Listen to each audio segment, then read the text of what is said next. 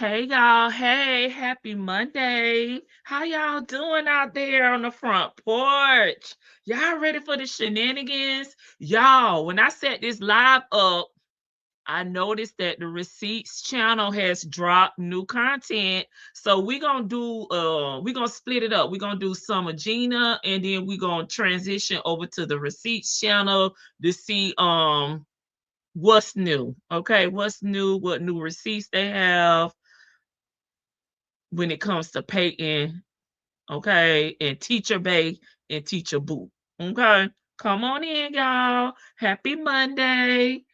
Y'all at work. I'm gonna try to get y'all through some of y'all work day. The happiest Monday to you, Denny. Hey, Shark Tank's Life. Hey, Patty, Libby P. Hey, let's talk about it all. Boo, my sis, Planet Mimi TV. What it do? Come on in. Happy Mindful Monday here on the front porch, baby. We about to mind somebody business, okay? Why the hell not? Let me highlight y'all comments. Hey, Chanelly. Good evening to you and daughter, of course. Come on in. Y'all ready for the shenanigans?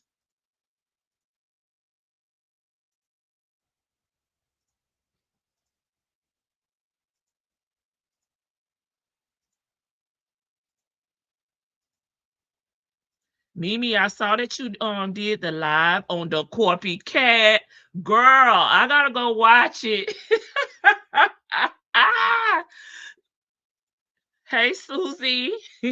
Y'all know I bust out laughing in a minute. Let's get into I have Gina already up here. I thought I did. Oh, I do. I gotta scroll it back. I watched about 15 minutes.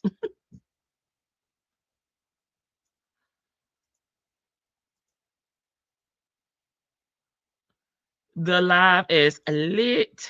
Hey, Miss E, come on in, sis.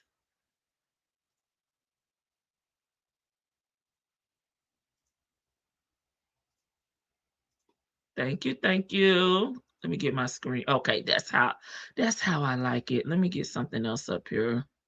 It looks naked.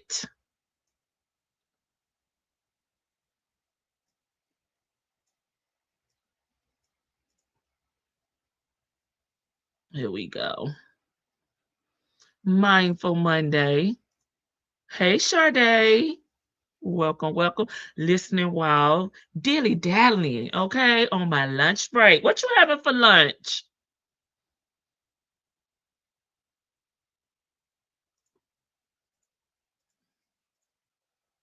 Before we get into Gina, did y'all go over there and check out Miss Siren? Like I said, I know my girl Planet Mimi reacted to it on yesterday. I haven't had an opportunity to watch it, but I'm notification gang over there. So I did get my notification. I am gonna check Mimi out.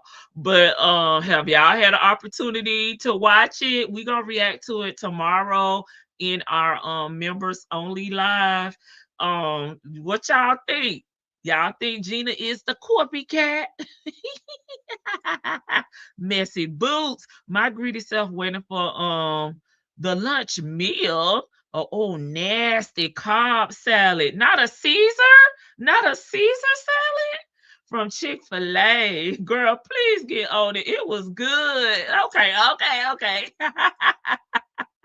Who is the copycat?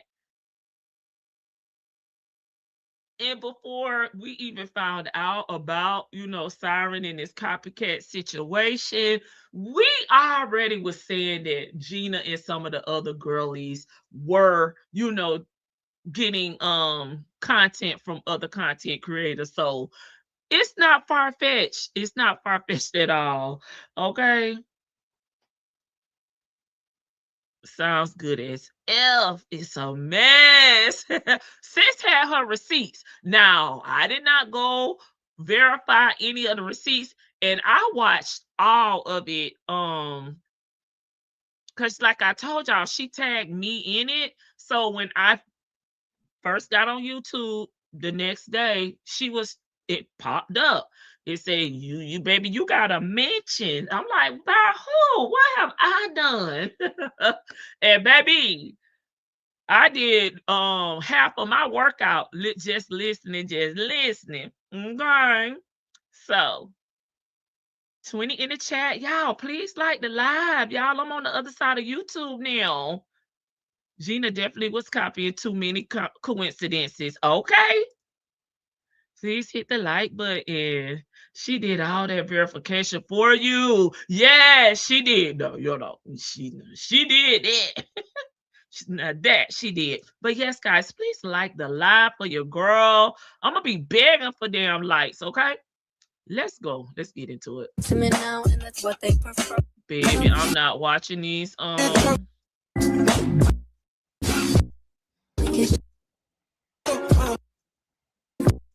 Like snap the curls back. Not gonna get soaking wet. Shit, I probably should have kept it where I had it. Okay, here we go. Sunday. Weekly vlog. Happy Sunday. Breakfast is served. God, is this just for you and hubby, or is this for the family, girl? What? Extra meal. Hey, Kitty Will. Now, Gina is going to respond. Baby, she better not. She better not respond. Because, girl, those reads over there on Gina's side be remedial. If she gonna respond, she better come with it. She may want to practice in the mirror, baby. Okay? Hey, Georgia Peach. Hey, El Cid. Hey, Danny. Please like the live, guys. Girl, what is going on? Is it laundry day? I mean, what's tea? What's this? A bra? What's and it's everlasting that you will always be mine. Now you wanna be free. Is this a cami or a crop top? What? So I let it fly. Cause I know in my heart, babe, our love will never die.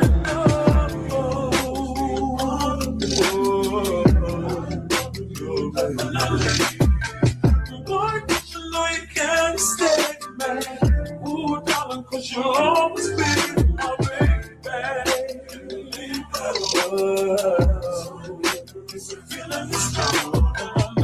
She just look lazy and tired. I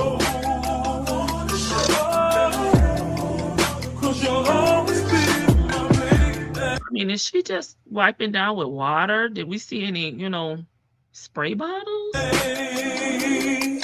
the light on, baby. What's going on? Gina said she tired of us. She gonna show us she know how to clean up. I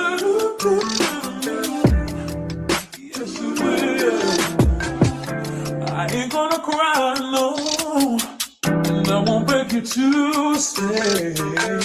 You're determined to live, boy. I will not stand in your way. Baby, they say it's repetitive for there.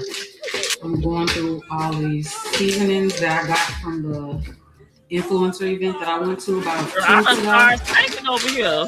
We'll never know. It's Mariah. I can't. It ain't enough seafood boil in the world for all of this. My goodness. Oh, see my baby. I will definitely be giving some of this away. Baby, this was from what, about a month ago? This from about a month ago. You know, her and the hubby went over there to the Louisiana, what was it, like an influencer? But that's Mariah Carey. Sure. That's Mimi. The real Mimi. I'm just happy the camera is not all in her face. Miss E said, move that damn camera back, baby, please. And thank you, girl. You know her and hubby went over there to the influencer invitation that she had received, and baby, they packed these bags down. He got the sticky fingers. He talking about, baby, we can get enough to send back to St. Louis. Cajun drip. shrimp and crab boil, more Cajun drip, koozies. Do people still even use these? Boil boosters, all kind of stuff. Like, over there doing her seafood boil, baby. It was looking so delicious. That's all I'm gonna say, girl. Call Po. ooh, garlic butter, remoulade, cocktail. I'm keeping these. I love me a cocktail, and I love some garlic butter, and I love remoulade. So I'm keeping all those. All of these seasonings. Like, I'm probably gonna give away a lot of these seasonings. I hope she, is really cropping him out, because sound like every time he get ready to speak, that we see a jump as if she had to do a hard edit, baby. Thank you. I got 3 concentrated seafood boils. Oh, they gave me a lot of these Cajun drips. Like, ma'am, you stuffed the bag. Them people did not just have bags already,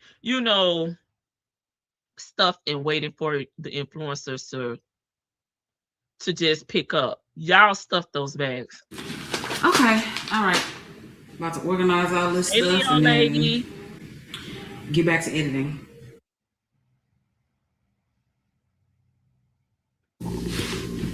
We're here. Yeah, I agree. Squeezed, smashed, and poked and prodded. Memo time. On chicken hot dogs. Hey, love Melissa. Did she just have a mammogram?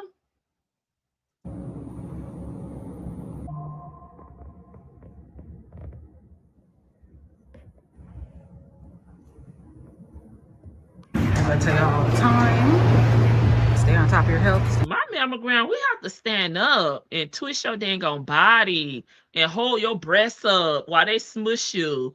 I've never had a mammogram laying down, and I do the 3D. On top of your exams, another year in the clear for your girl. I did have to do an ultrasound of the armpit. You already got a response? They usually tell me it'll be, a few weeks, they have to call me back in. Of course, they'll call you or wait and they'll send you your information in the mail, or you can get it out of the portal. Because I had like you already got a response. Fatty patch. And when I went to my annual women's exam, that's when my doctor told me, she's like, it's a fatty patch. I'm sure it's benign, but let's do an ultrasound on it just in case. So we did do the ultrasound on it, and of course it came back with just a little fatty patch. But yeah, ultrasound normal, mammo normal, everything great. Oh, hey Letitia, I miss you. Oh, hey my 504 boo. I have had the ultrasound. Okay, and for that you have to lay down. Okay, but the results are not immediate. This is the problem with Gina. Okay, I get ultrasound every 6 months. The radiologist usually let you know the results the same day. Okay, so it just depends. Okay, I get them the same day or the day after. Gina can read her photos. She went to medical school. That is true. That is true. Yeah.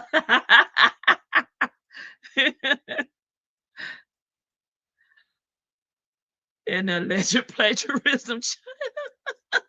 Hey, Mrs. D. Y'all.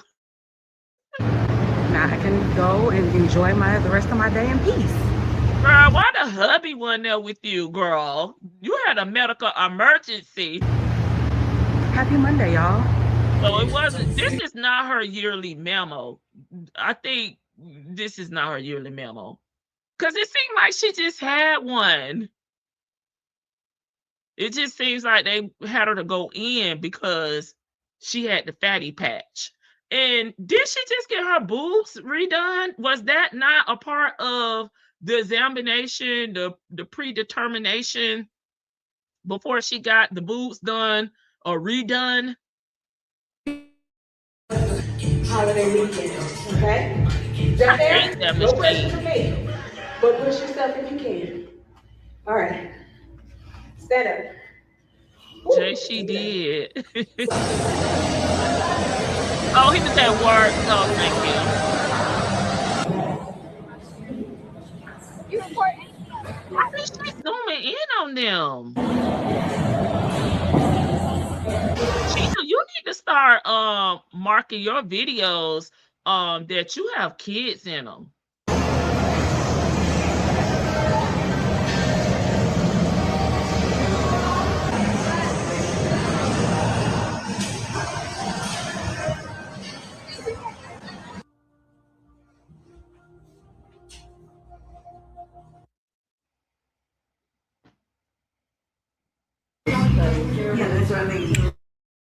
Favorite restaurants, Oliver's. Oh, why we gotta see gut?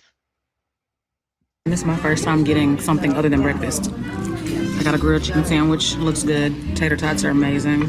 They got a Reuben, yum yum yum. He's been addicted to Reubens ever since we left New York. He's trying to feed Ethan. I really wish she would stop with these kids. Yeah. Ethan, you got waffle? Okay, so you need to try this pancake. I heard something about a double stack. I did hear double stack. I don't know what that means. Peyton, Yeah, what is it? What's a double stack? That is the best pancake. Maybe you got 24 hours to respond. I need to try your pancakes tomorrow. Okay, we were wondering. Y'all enjoy, okay? Did she get refilled on the apple juice? Well, maybe not. What you doing? It does, oh my God, not another nail glued to the knuckles over here. My God.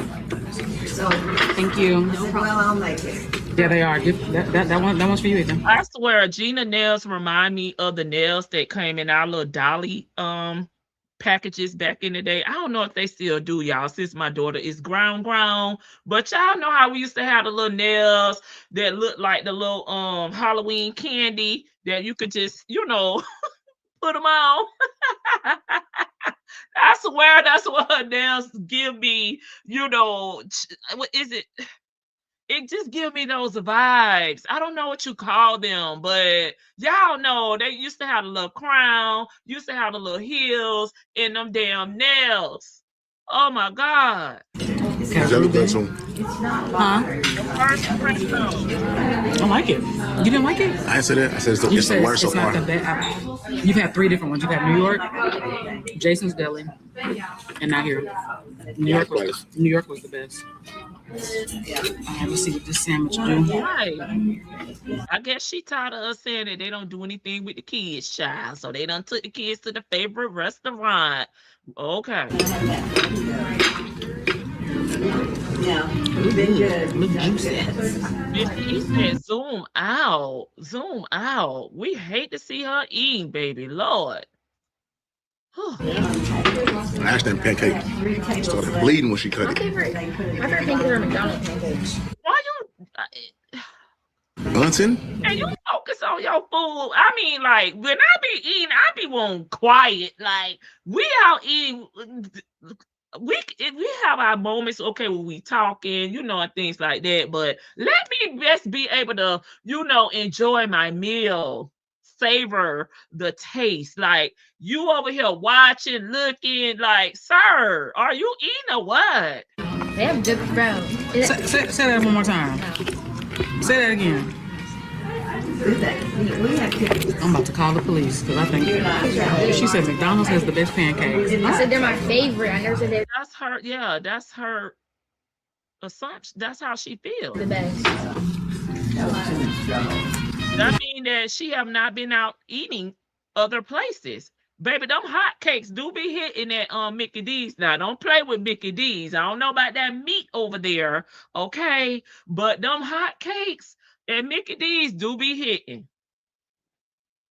But that just means that's probably where she's been eating at.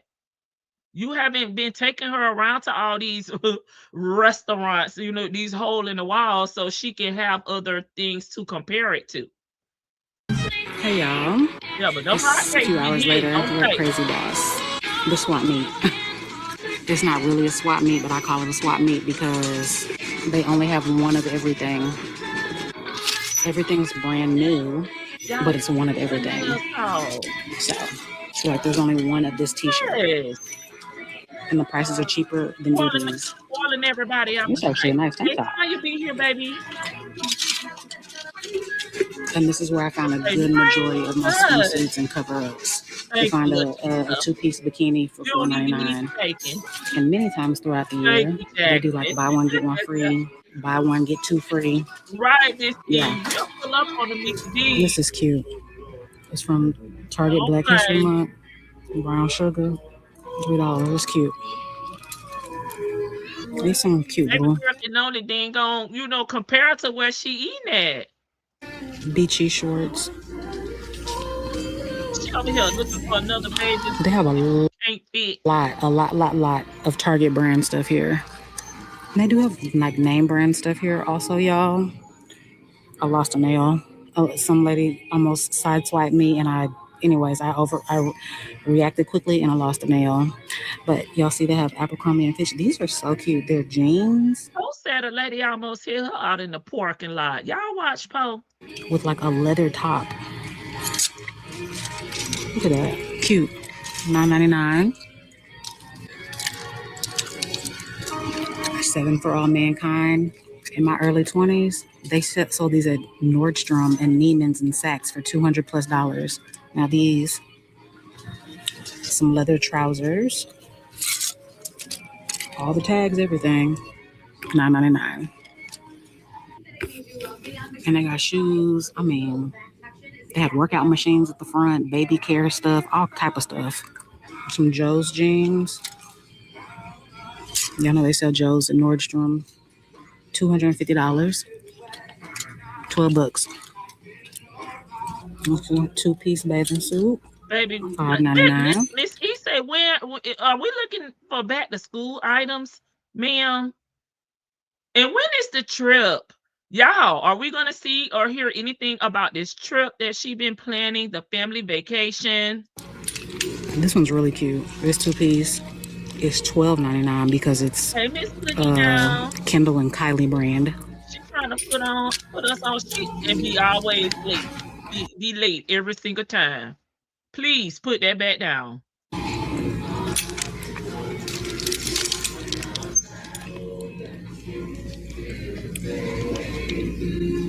They ain't there to love us.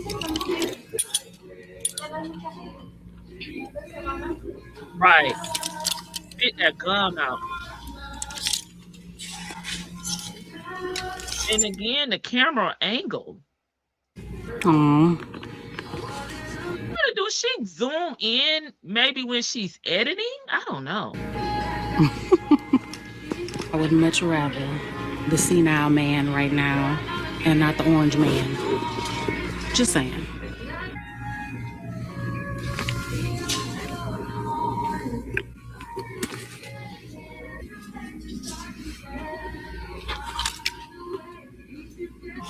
I guess this is better than us having to listen to Jabberjaw.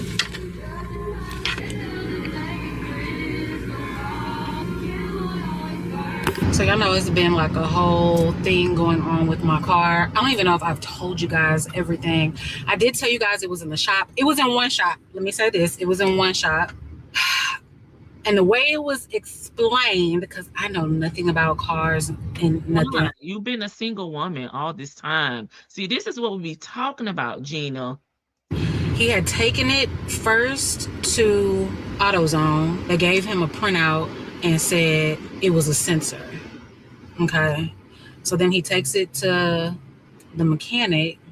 And this is a mechanic he's been using for years, has worked on his old school cars, has worked on other cars of his. So he's a trusted mechanic of him. He refused to go back to the dealership. He winds up taking it up there. And this guy tells him, oh, yeah, the sensor with the temperature. And then once they got that sensor replaced, now the water pipe is messed up.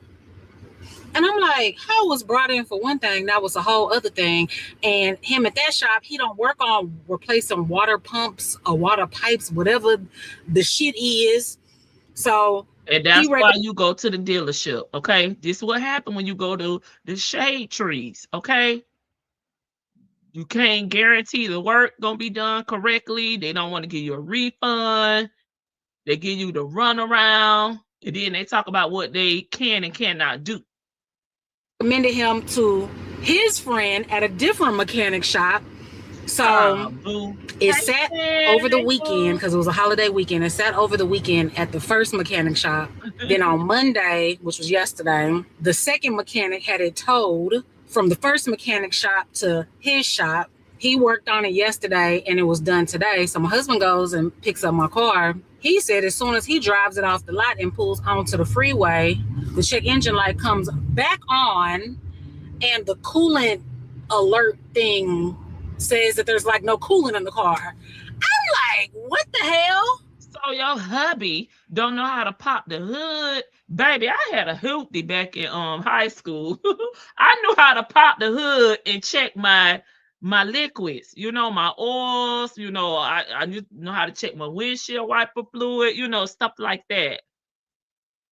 Baby, what? Hubby didn't know how to pop the hood? So he gets off the freeway, he goes back to the mechanic. This is mechanic number 2.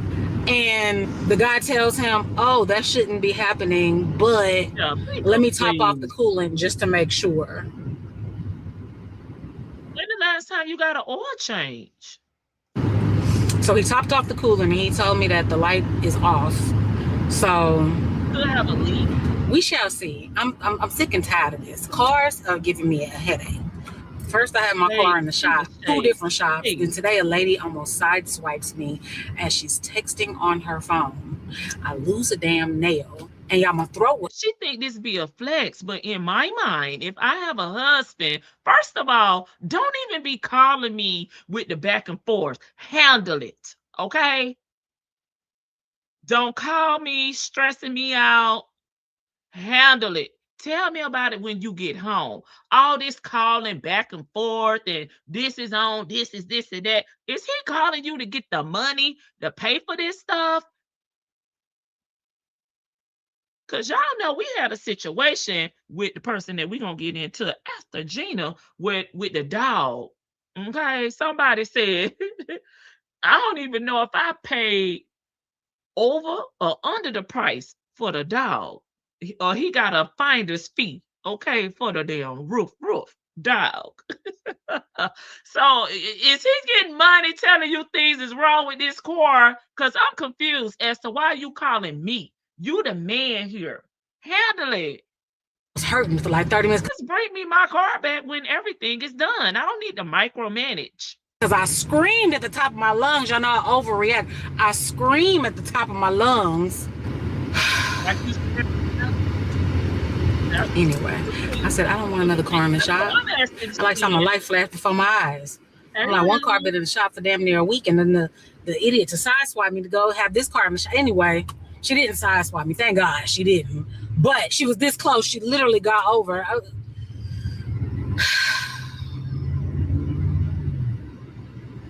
Anyways, let me get off the phone with y'all because this is driving while not paying attention, doing exactly what she was doing. She was texting. I'm talking to y'all while I'm driving, and I'm not giving the road 100% focus.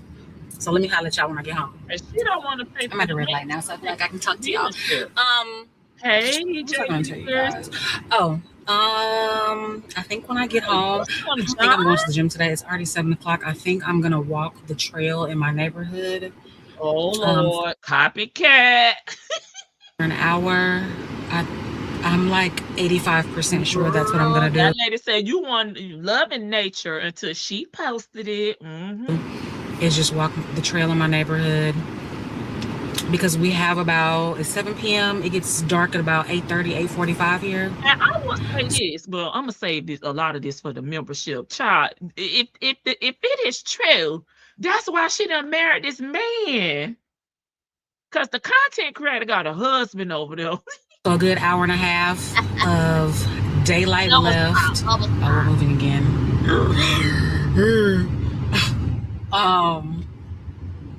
Ashton just got picked up from the house to go back with her dad. So she will be with her dad for the next week. She's been with me for almost a week. Now she's going with her dad for the next week, almost a whole. Well, yeah, with him it'll be today's Tuesday, and I'm picking her back up next Tuesday. And y'all, today I've been out shopping, running errands, and I asked the kids, like, y'all want to come? Y'all want to come shopping? We have a trip coming up. Like, y'all don't want to buy anything for the trip? Y'all don't need anything? But as the mother, okay, in my Liverpool voice, why do they have to tell you what they need for the trip? Why are you even asking them if they want anything for the trip? Just buy it. We're going on a trip.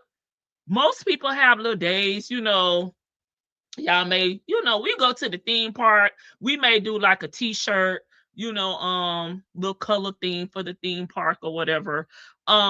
Or you may have a day where we gonna wear yellow, we gonna wear denim, or something like that. But I don't understand. I get it that the kids are teenagers, but even now that my daughter is grown, when we're going somewhere, and I order her something, I would just go ahead and get it.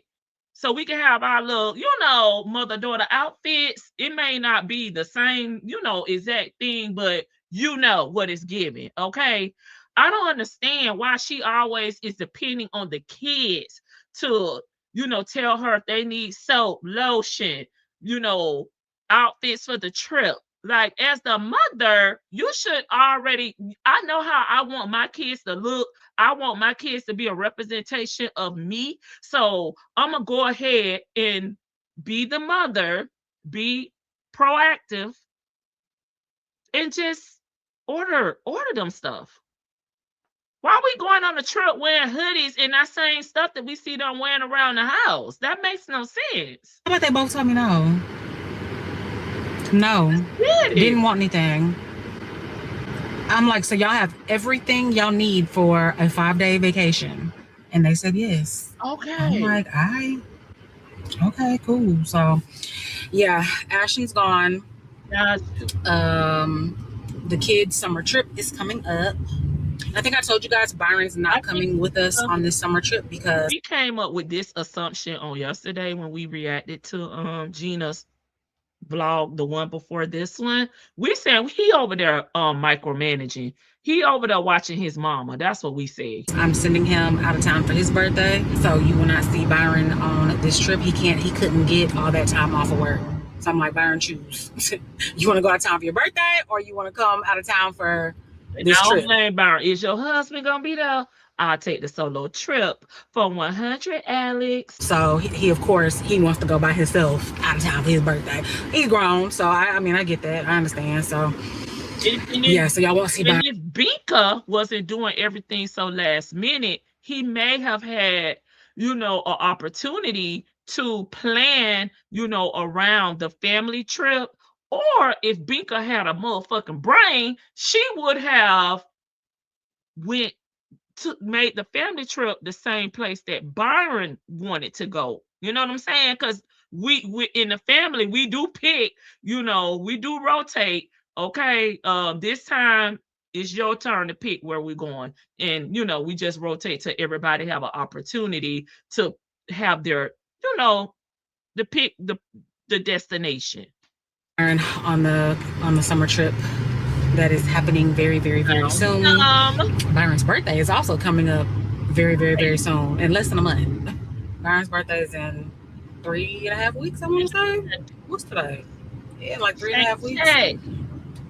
Anyway, why do I think I could pick y'all back up and talk to y'all again, knowing that these lights in Houston only been over there oversleeping, allegedly. Be like 60 seconds.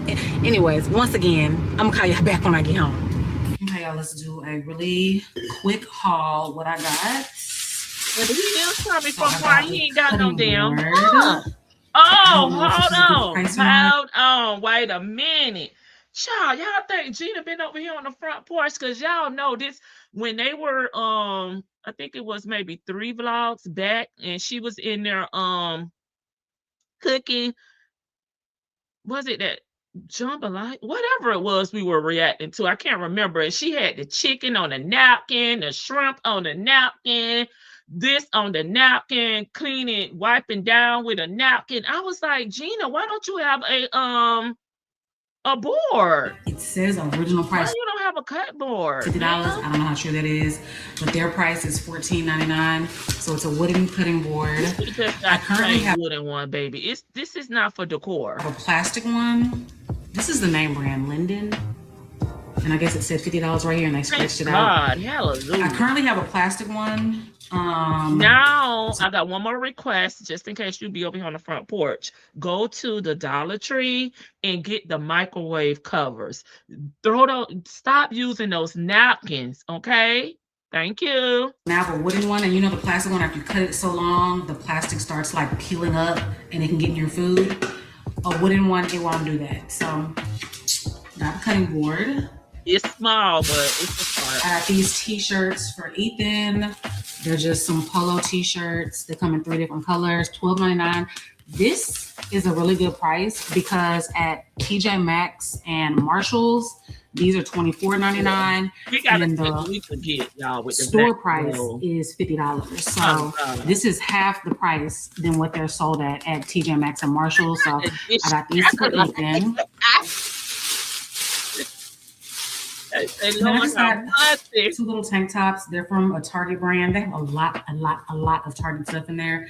So it's just a green tank top. I might already have this. I was looking at it like, hey, do you have this already? You might already have it. But it's just army green tank top. It was $3.99. And then this, also a Target brand, a brown. Look this out. I know she said she got baby boy some polo t-shirts, but why don't you just mosey on over there and get them some items from back to school? I don't understand it. Mock neck sleeveless shirt to wear with some trousers. I thought it'd be nice. $3.99 also. It's fine junk.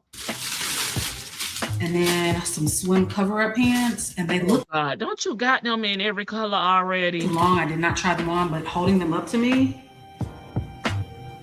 they look really long. Once you put them on, it might be a different story. Once this booty and these hips spread them out, they, you know, when it stretches out this way, they get shorter that way. But anyways, this was, I think these were $5.99. None at all. Just some mesh little pants. They don't attach the tags. Like, these are all of their tags. Like, they only attach them with a sensor. Why you put a sensor on something that's $3 is crazy to me. But yeah, I think they were, I want to say, like $7.99. Here's 3 tags for $3.99. Oh no, then this shirt was $3.99. It's just like a little black halter top. I already have this exact same shirt in chocolate brown, and they had it. The chocolate brown shirt, I paid $40 for it, and they had it here for $3.99. Literally the same shirt. It's probably by a different brand, but it's the exact same design. It's that chocolate brown shirt I wore on my honeymoon with that leopard maxi skirt, if you guys remember. That was it was either $40 or $50 top. $3.99 now. Yeah.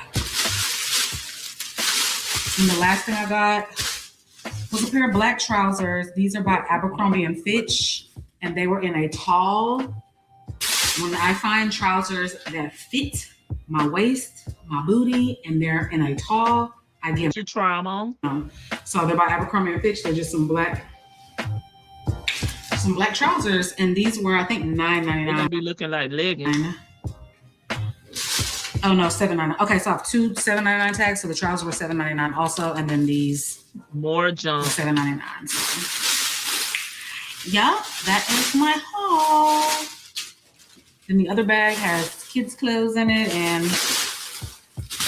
that's everything. Okay, she gonna show us the kids' clothes. I was in there far too long to only have this little bit amount of stuff. But that is a store where you literally have to one by one. I mean, they're worse than like Ross.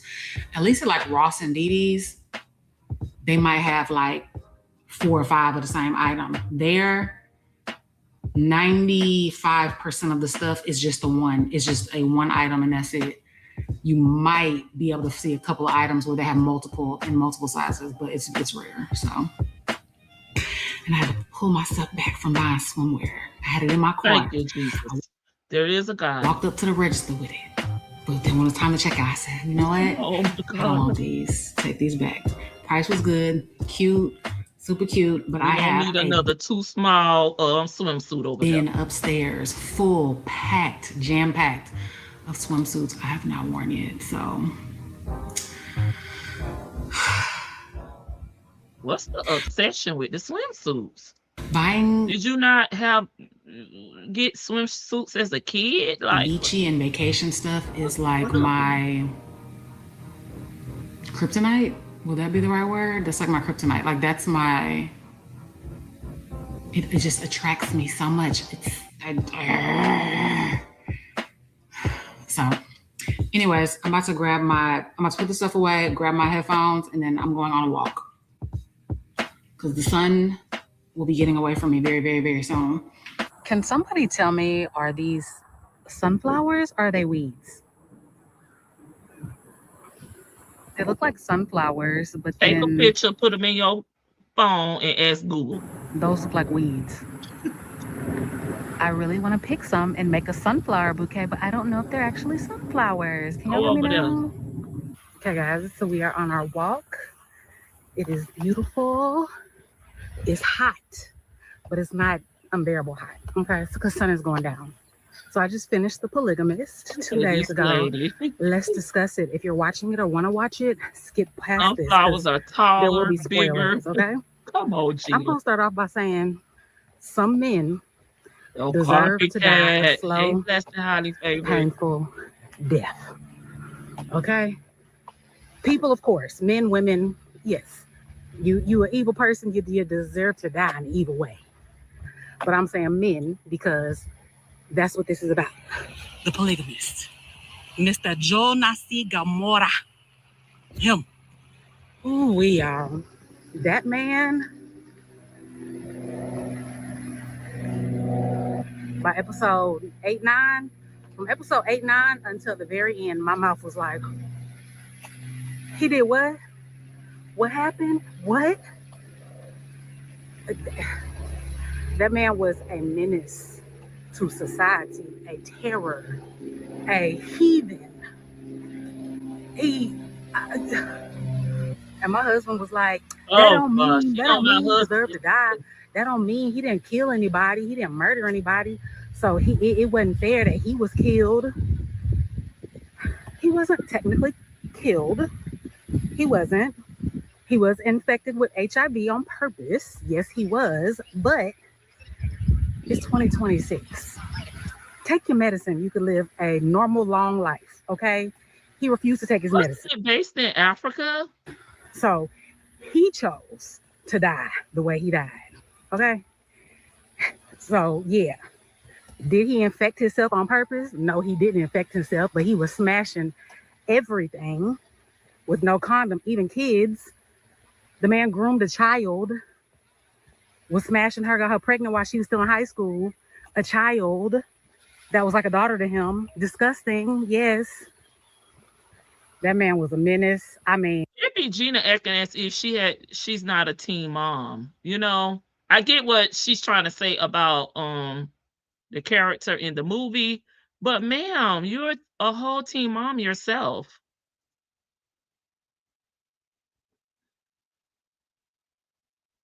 Hold on, y'all. Y'all listen. so many people told me that I can't get into it because the words don't match up to their lips moving. Baby, if that's what's gonna cause you not to watch it, then don't watch it. Is it annoying? Yeah, but after that first episode, when all the bullshit starts happening, y'all should not care. It is a very, very good series. It's very good.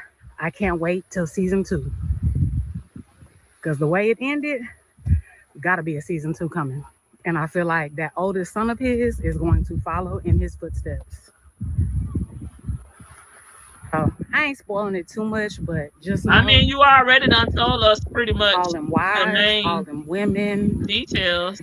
And whose side are y'all on? Okay, whose side are y'all on with what was the wife's name? The big lady, Effie. The big lady. What's her name? Effie. I just had to look it up. Her name was Essie. She was his first love, but technically the second wife. How do y'all feel about that? She was up kikiing in Joy's face her whole life, holding on to a secret that she was married to Joe, and they had a grown child together. But I would have slapped fire out her ass. No, you wouldn't. You did what? She's like, we were trying to save your Hey, feelings. Cream. Excuse me, bitch. Hey, Brittany. Oh no. No. Hey, Sleepy Libra. Mm-mm. When I say Joyce was a better woman than me, or maybe she was just more dumb, because ain't no way. Hell no. You know, you done had women to run up on you about their men, and you ain't done not a thing. So stop it talking about you would have slapped fire to somebody with your scary ass. Oh, and another thing, her daughter Sarah messing with her uncle. Girl, coming you know on her she on uncle? that treadmill on 2.0 over there. What? Your blood uncle that you know is your uncle coming on to him, and she Hey, a cry for chocolate help. kisses. A cry for help. What? I think with the polygamous, it's more about religion and culture played a big part in a lot of, you know, the way a lot of the women mindsets and behaviors were in that movie, Netflix. The Netflix movie, I think that played a big part of. I mean, it's in Africa. They have different beliefs, they have different culture, they have different religion, they have a whole, you know, different mindset than us African Americans, okay?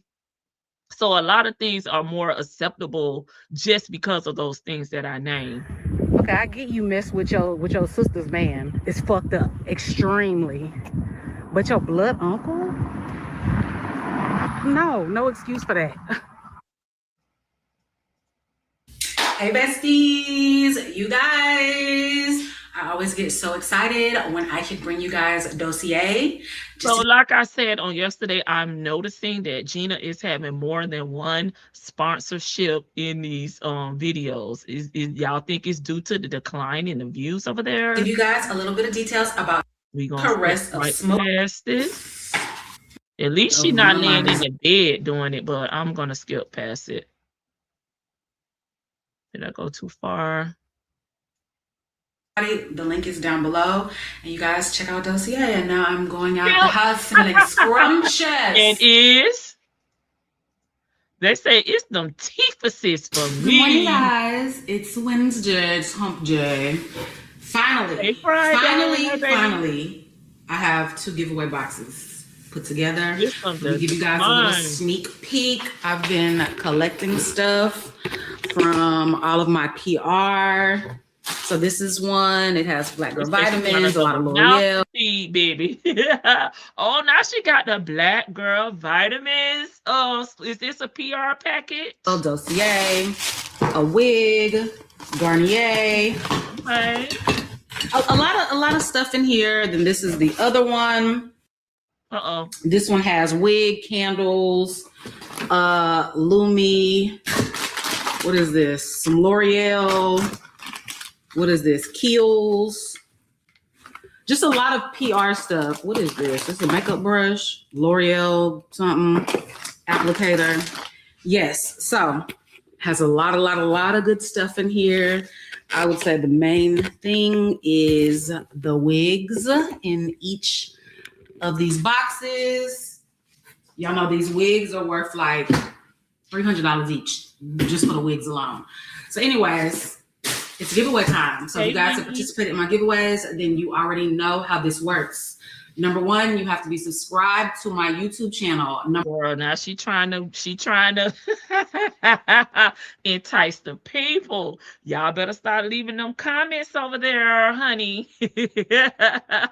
Gina says she got the euro. She gotta change up some things over there because them comments been negative over there. Okay, so she's gonna do a giveaway. You gotta make positive comments. Okay, you gotta follow her on IG, TikTok. Number two, you have to be following me on Instagram because I do all of my messaging through Instagram. It comes straight from my Gina Jyneen account. Okay, so you guys know it's me, and there was a point in time where people were trying to scam y'all. It comes straight from my account. So you need to be following me on Instagram. All you have to do below this video, you just write a comment. It could be anything. You can just say, hey, Gina, I'm entering the giveaway. Or, hey, Gina, I enjoyed the video. Whatever. But make sure in your comment, you write your Instagram name in the comment. Okay? And and you guys can I've been over there in the Jamaican Ocean. Puerto Rico Ocean, not washed, bacteria filled. No, thank you. As much as you want, enter as many times as you want, because I do use the random picker app. So it's just gonna randomly pick you guys' comments. It's gonna randomly pick. Why is she not taking the black girl vitamins? Why is she giving those away? All that in one box. Probably a raw sponsorship. Oh. Did she put anything she purchased in the boxes? No, she never does. To me, it's all things that she don't want, that's used, filled with bacteria, unkept. I'm gonna go. And she's probably had it for a while. I know Keisha Kaylee used to have like I think it was a whole bunch of Victoria's Secrets was it Victoria's Secrets? Bath and Body Works or something like body spray and lotions, and she used to give those away, and that shit looked old. Okay, what's the expiration date? Was it kept at the cool climate? And verify and check and make sure that you guys are following me on Instagram. And if you are, I will send you a DM and you'll have 24 hours to respond with your full name and shipping address. And I will get these shipped over to you guys. And if you guys don't open your DMs in enough time, I will use the random picker app again and go on to the next person. Okay. So you guys want some smell good, some skincare, wigs, all that. Make sure you guys comment down below.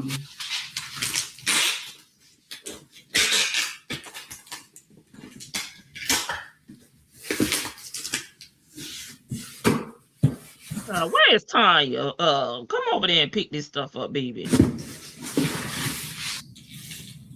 Oh shit. True, all lopsided.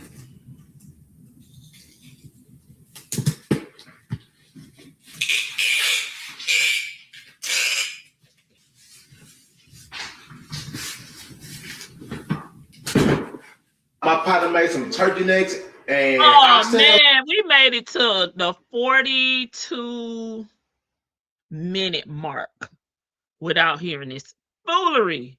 Let me get the CC up here. My P made some turkey necks and oxtails. Ooh. He from Belize though, his contract, but loud. He from Belize. His contract, but they were spicy. Too spicy. I couldn't even. My ears were burning. I couldn't even enjoy them. His friend made us some oxtails, and they was too spicy. Anyways, I'm eating a Caesar salad. This is half a salad. I was already.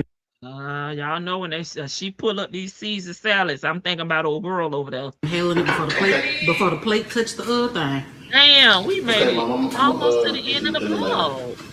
So you had beans with we want to do on the PR. Turkey neck. I was gonna do. I neck bones. I don't know if I ever had a neck bone. What's the difference?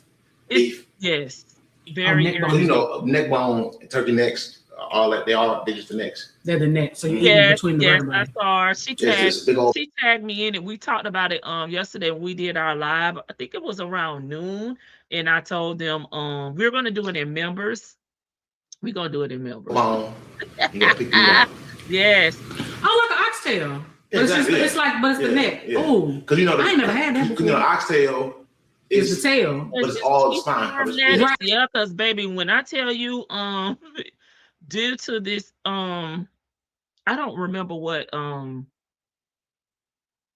the actual the terminology why they're saying that they pulled the lettuce and off the shelves, but I said not to Ebola. What's going on? We can't even eat lettuce now. So this is just the upper part. Mm-hmm. You know, it look a little different, but yeah. So, but do they come in like meaty, like little humps? So they come like not a lot of meat on them. Less meat than oxtail. It depends. Because I know oxtails can be huge and meaty, and some are like little. Yeah, it can be bone. It can be. Girl, now she acting like she never had a turkey neck. Like, girl, stop. Hey, Baba lady, I missed the Binka stealing segment. Well, I didn't react to it, but we did kind of talk about it a little bit. I don't know if a lot of people knew about it because my live was around noonish yesterday, and it was a couple of hours, and I did tell them about it, and I linked her video in my live from yesterday, and we decided we were going to react to it on members on tomorrow. So be sure to join members because we're gonna be messy as hell. It could be like, it just depends. Mm-hmm. But I'm just like that, like maybe it's like some turkey neck or some beans or something like that. I'm put some up in there. I make the beans. I see the leg. I boil the legs. Oh, is Binka saying she's never eaten turkey necks? Let them go for a little bit. While the turkey wings, let them go for a little bit. Boil. And then I'll strip the meat off and then put them in the beans. Yeah, this turkey, bean, beef. Ooh. Why not just add the beans, maybe pour some of the water off of it, sir, and just add the beans to the turkey necks. And then you mix with and then you serve it on the side with either like you put it over some white rice with cornbread on the side. Oh, that sounds real good. But I do mine. I'm from the country, so I'm not from the country. I'm country, so country. We just put the beans next to the cornbread. I be finding together like a bowl. I'm from the country, and I'm country. Or just cornbread, bean. Oh my god. Oh, and just mix it all together in a ball. Yeah. The same way you do. Like black eyed peas and cornbread. Yeah, just like sugar. Yep. Or collard greens and cornbread. We like to party. Hey. Girl, all he gotta do is pour the water off and put the beans in there. Y'all, it is. Thank you for becoming a member. 4:30. I have been waiting on a package to get delivered that was overnight delivery. Overnight delivery. It was ordered on Thursday. Nodding and smiling and shaking her head. It's now Wednesday. It's okay. Now, granted, Friday was considered a holiday because 4th of July was Saturday. So don't count Friday. Yeah. Even though Friday was the holiday observed, I still got a package on Friday. Saturday, I wasn't expecting it. But Monday, Tuesday, hello. Now it's Wednesday. It said it was going to be delivered today between 11 it happens. The delivery time is just a tracking mechanism. Things happen. Traffic. There's delays. Why does she come up here always complaining about her packages not being delivered when they initially tell her? My God. 50 and 350. It's not like you taking off from work, to meet the delivery person there. And now it's 4:30, so I'm like, and it requires a signature. So I've been sitting around waiting. I'm like, I'm not waiting just throwing my day away. Well, I mean, pretty much the day is over. But still, I want to hurry up and go to the gym. Like, I wanted to go to the gym earlier. My plan was to go to the gym by 12:30.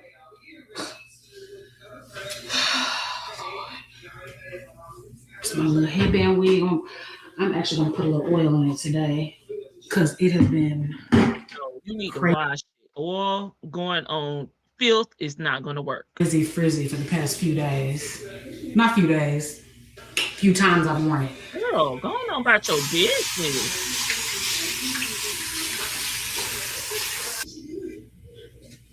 She does and do. That with a leave-in conditioner. Uh-oh. Girl, you really don't want to go. Oh, I'm making a Not nice a shot. shame. She really do.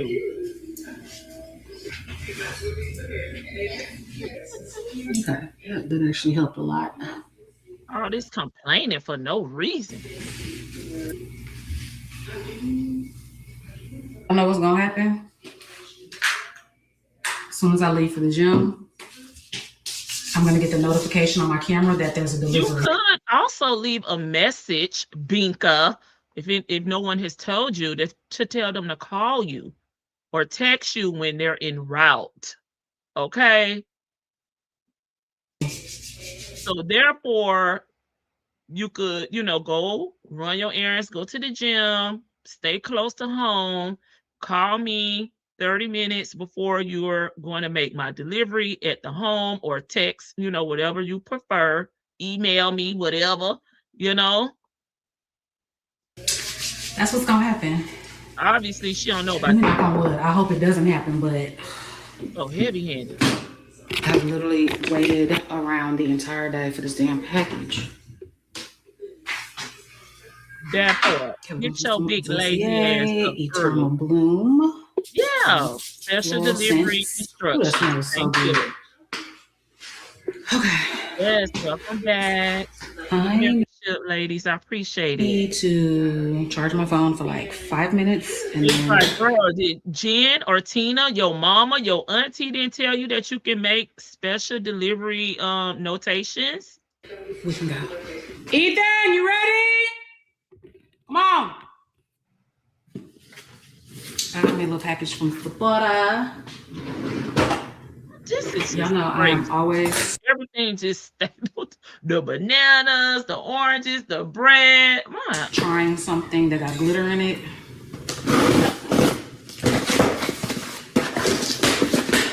So this is, first of all, y'all know I've been using One Size forever. I love One Size setting spray. This is their newest one. They came out with the One Size setting spray that was glitter and it has bad reviews. So this is their newest one. I haven't read the reviews on this because it's literally brand new. But it is their, it's called Caramel Glow. Well, so yeah, it's a bronzing. You can see when you are absolutely right. You can be checking the tracking with whoever, the delivery company, and it'll tell you when your package is out for delivery. Spray. And yeah, so it's a Bronzeville setting spray. And I don't know the guy's name that owns the company. He's like the... We go half-ass, is this a black-owned company? Because when it comes to the black people, baby, she don't remember shit. I don't know. He's a drag queen? I don't know what he is. A drag queen? I don't know if he's trans, a drag queen. I'm calling him a drag queen. He's a drag queen, right? A drag queen, in my opinion, is the person when they dress up to do their performances, like Drag Race with RuPaul. That's like a form of style, how they dress. That's not their identity. I don't know. Anyways, the guy who owns this company, it looks really, really, really good on his skin. And he's like a tannish olive color. And so he has this one and then one, I guess that's a darker one, but this one looks really good on his skin. So yeah. And then of course, y'all know, I get free stuff with all of your purchases. So I just got 2 perfumes. That's gonna go in the PR bag. The giveaway, the PR giveaway. Y'all know I love my little sample perfumes to take when I travel. So that's what I got. But next time I wear makeup or go somewhere, I'll let y'all know how this is, because I'm probably not wearing it anytime soon. Y'all know the name, or I was just talking while she was. Don't wear makeup. You know what? No, I'm probably not wearing makeup tomorrow. I don't know when I'm wearing makeup. Maybe this weekend. Anyways, I'll let you guys know if this is worth your $35 or not. Listen, Paul was over there saying that it was a lady in the gym, and the entire time that she was at the gym, she was recording. Okay, she said she didn't see her workout not one time, and then she went to the sauna. I was like, "Is it Gina? Is it Gina?" Look what I'm doing. No, no. Oh yeah, baby. This is You my listen, very baby. first We just talked about this. No, ma'am. time going driving with him. His stepdaddy has taken the reins on that. Oh God, that man been over there for 5 minutes. Danny, come get your kids. And has done it every time. This is my very first time, and he's a good driver. He knows to put his turn signal on and He got his yielding to seatbelt people, on over cars. there. Okay, He'll be very ignorant. I'm not even my heart's not pounding as fast as I thought it was gonna be pounding. Okay, no shoes on, no shirt. Like he been doing this. There's women over here, over there, not over here. All right, let me put y'all down so I can focus on this. Checking back in, y'all. We on the highway. He's doing so good though. Girl, He's doing very, very, very good. it's a hubby. I'm proud. I've been trying Oh. to get All right, this is tonight's dinner. Half of a sweet potato, broccoli, ground chicken, and we got a little bit of hot sauce and a little bit of honey. Okay, y'all, time for dessert. We're eating Girl, she gonna step some no daddy sugar up added in vanilla ice cream. Even though it's low sugar, it's still not healthy. Okay, so we're not gonna overdo it. Because she trying to use the kids. 2 scoops. I hate to, let my mind go there, but I'm sorry if you're saying that the women are being real thirsty over there, making you kind of feel uncomfortable with some of the comments they're making towards your teenage son. I would definitely, if I did post him, he would be closed. Okay, he would not be over there with his chest out or anything. And she probably need to start marking her damn videos to say that she have kids in them at this point. I know they're teenagers, but come on. And all this stuff back here just thrown on. Don't you? What is going on? Is enough. We're making a float, so we're doing sugar-free Coke. I thought you're supposed to do root beer with a float. Just trying to cut the calories and the sugar as much as possible, okay? The flex is the man, girl. Okay. So eat this, we'll drink this, take a shower, and finish editing. Is this a part of the Oh, it was sugar-free ice cream. And that is going to be my night. I thought you were supposed to have a root beer. I didn't. Not just a Coke. So yeah, I'm just leaving out of TJ Maxx. Oh, I'm sorry, Marshalls.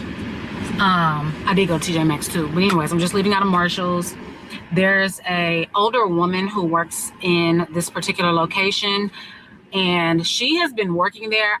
I kid you not, I've seen her probably the past 10 years, maybe longer. She's an older woman, looks to be, to me, it's hard to tell. You're black, you don't crack. It's hard to tell, but she looks to be, to me, in her early to mid 60s, possibly. She's fully gray.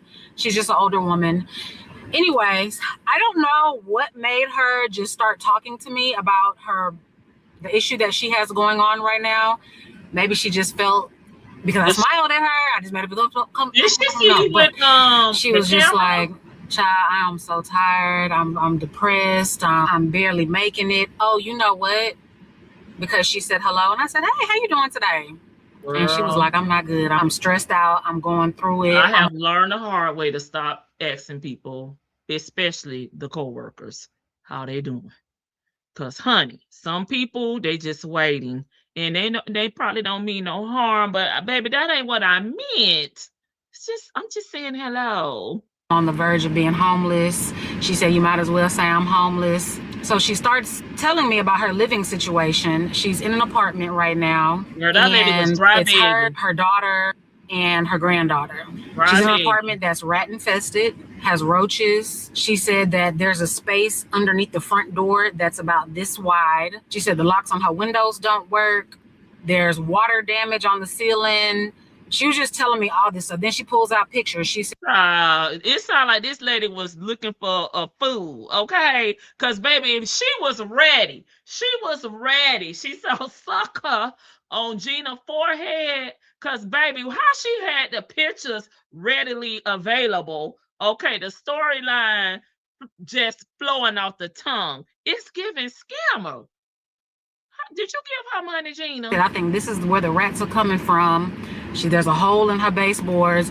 She shows me where I have the hubby to come over there and get the rats and feed it to our pet snake. Girl. Ceiling fans are, all the water damage in the ceiling. She showed me a lot. Just only about 2 things. And she showed me all of this. I think she just needed to vent to somebody. And, that was me today. So I was listening to her and I'm just like, that is terrible. Like, that is awful. I said, what is your office saying about it? She was like, my office doesn't have maintenance crew. I said, no, it wasn't maintenance. Her office doesn't have pest control. That's what it is. She said something about the maintenance too, but I can't remember. I can't remember what she said about the maintenance, but I know for sure she said they don't have pest control. I said, you need to get your pest control on your own and you need to give them the bill. And Gina, I would have told her, baby, I'm going to pray for you. You have a nice day. Be blessed. Be blessed. That lady is a scammer. She was looking for somebody. She was looking for her next victim. She said locked and loaded. Y'all, Binka, you don't know a scammer? They say another made up conversation. They say, Lady T-Bug, just hush. It's fake. It's false. It's for content. Tell them you're not paying that in the rent. If it's $200, tell them I'm taking this off my rent, because an apartment complex is supposed to take care of that. I think she said with the maintenance, she may have been on like a waiting list for maintenance. Anyways, I mean, she was just... One thing about them scammers, they're going to already have an answer for anything that you suggest that's not money related. Now, if you would have said, what's your Cash App, your Venmo? Oh, here it is. But anything that you gonna suggest, any advice that you gonna give them, they're gonna have something to one up you. Get everything out there, and she was like, I'm just gonna have to leave, and I think I'm gonna be homeless, and then the rent is this amount of money, I really can't afford it. She was harping and on I said, your daughter's living with you. I said, she can't help you out on the rent. She was like, no, she's not working. I said, well, how come y'all don't go to like a low income, like, government assistance? She was like, I don't qualify because my daughter's living with me. I said, oh, okay. I said, well, what about one of those complexes that's like for the senior? Her daughter not gonna be able to live in the senior community either. Binka? Years like 55 and older. She goes, I don't qualify for that. I don't qualify for that either because my daughter's living with me. I am torn about this just because I feel like sometimes our family members can be our biggest downfall. You can't help everybody. How can you help somebody when you can't help yourself?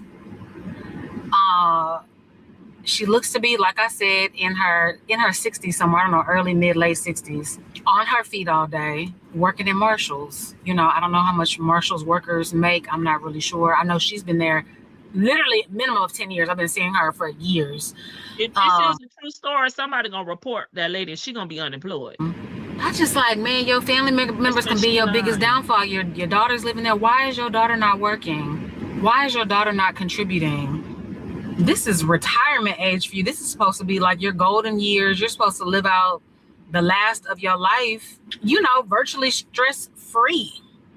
But you don't qualify for government assistance because your daughter's there and not working. You don't qualify for one of those 55 and older senior apartments because your daughter's living with you. I don't know, y'all. How do y'all feel about that? I just feel like we don't believe it's true. It was just really sad just seeing her and talking to her. I'm like, because that could be, you know, she was, like I said, an older. I looked at her like that could be my mom, you know. So I just don't understand, like,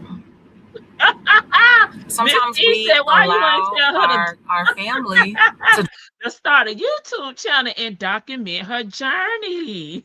Drag us down. This lady said twice, I'm on the verge of homelessness. I'm going to be homeless. And you have a full-grown daughter that's there, not working and can't help. To me, it makes sense for them to go split apart. The daughter's not working, has a child. She can get on government assistance. And that's why you should have known it was a lie, because the daughter seemed like she would get Section 8 housing or public housing or reduced rent housing before the mom because she has a child. That's why you should have known this shit was a lie. And that lady probably don't even work there. She probably, you know how they do at Walmart. I know that at Walmart during the holiday times, they go and get the vests and they're walking around in there, but they really stealing. Okay, that lady probably didn't even work there. Did you see a name tag?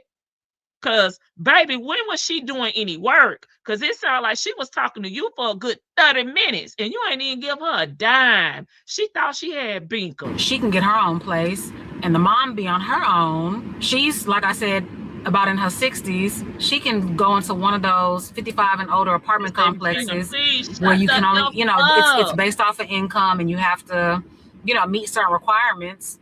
It just seems like it makes more sense to go on your own. I don't know.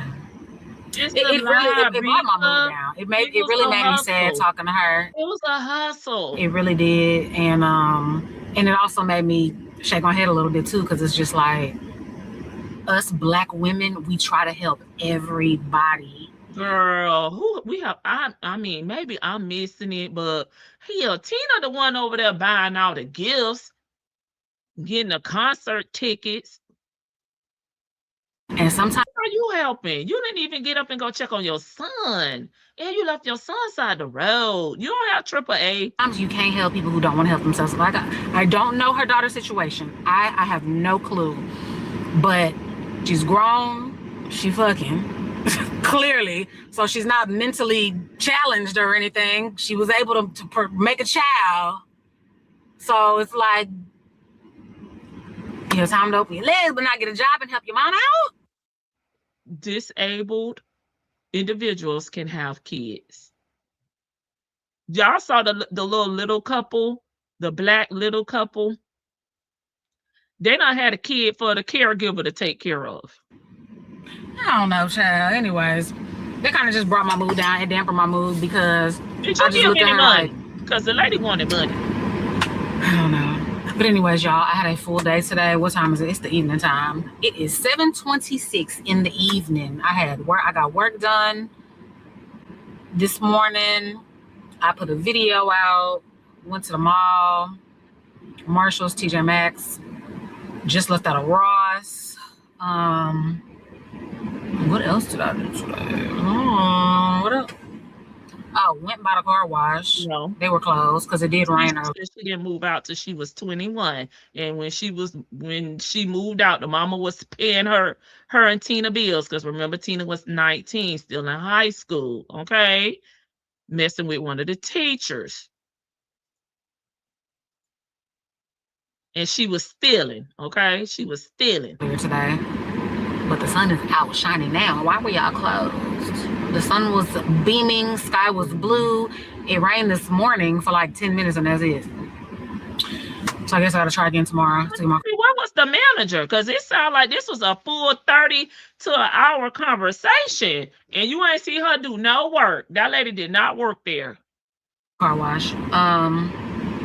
I think I'm gonna be off mom duty today. Ashton, like I said, Ashton is with her dad until next week because she is going out of town for a game this weekend. Games out of town this week. You know, it was a man over there. You know, every time she get a man, them kids gotta go. Again. And they can't go to their daddy's house because DNA test was taken in the 30s. So, girl, what? Ethan is with one of his friends, and he said that he's probably spending the night at his house. I don't know how kids come with all half information. I'm like, probably. Are you spending the night? Did your friend ask his mama yet? Is everything all the ducks in a row? Because I don't need no 10:30 call mama. Why aren't you speaking to the mom? This is what we're saying. I don't care what my child and another kid discuss. Nothing's happening until I talk to the parent. I can't spend the night. What? Talk to the parent. You did a whole damn vlog over there talking about one of baby boyfriends being at the house and the mom not answering the phone. This is why we question if these little chats and rants you be having be true. Anyways, yeah. And he packed the backpack and everything. The kid had been over there and you had not spoken to his mom. The mom wasn't answering the phone. My backpack in case I am spending at his house. But y'all ain't asked his daddy yet. Y'all ain't asked his mama yet. I think this boy, I think he lives with his dad. I think it's just him and his dad. He ain't asked his daddy. Anyway. I want a little nap, but I think I'm about to go for a walk in my neighborhood. I don't know the other Actually, let me make a decision in the next 5 minutes. I don't know if I'm going to go to the gym or walk in my neighborhood. I'm kind of the other Gina? More leaning towards going for a walk instead of the gym because at 7:30, the gym is going to be insane right now. The gym is it a work day? How would the gym be insane at 7:30?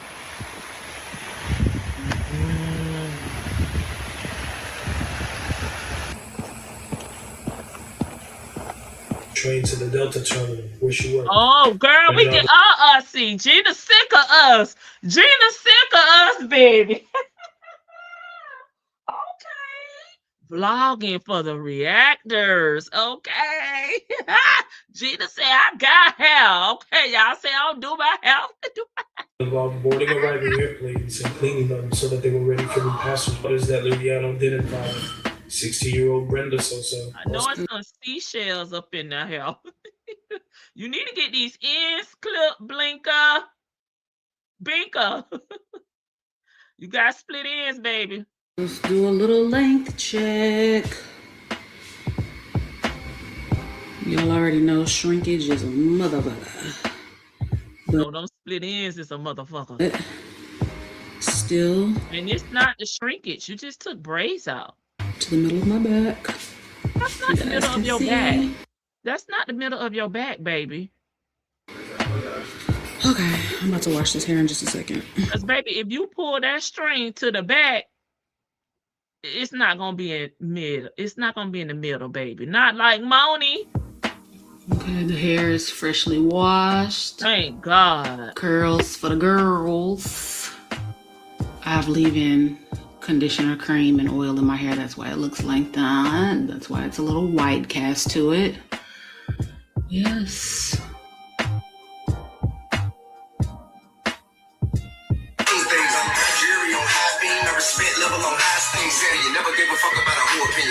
What's going on with this middle, baby? I gotta hold up. I had to mute that. Girl, she took that string and pulled it to the back. Girl, it will be back there to the nape. That is not the middle of your back, ma'am. But you got a good little gray to hair, Gina. I braided, and yeah, I'm this close. Every time I wash my hair, I always say I'm this close to doing at least one day of wearing my hair back natural, like a slick back bun or 2 space buns. And you know the edges is gone. That's why she put that scarf, and that's why she was zooming in because she didn't want us to see that hairline. Yeah, I just never do it. But anyways, yeah, the plan is to get braided mañana. Okay. Let's get over here to the receipts channel. Okay, it ate out the middle. Not the middle. All right. Y'all, okay, let's make a pit stop because I wanted y'all to know what I was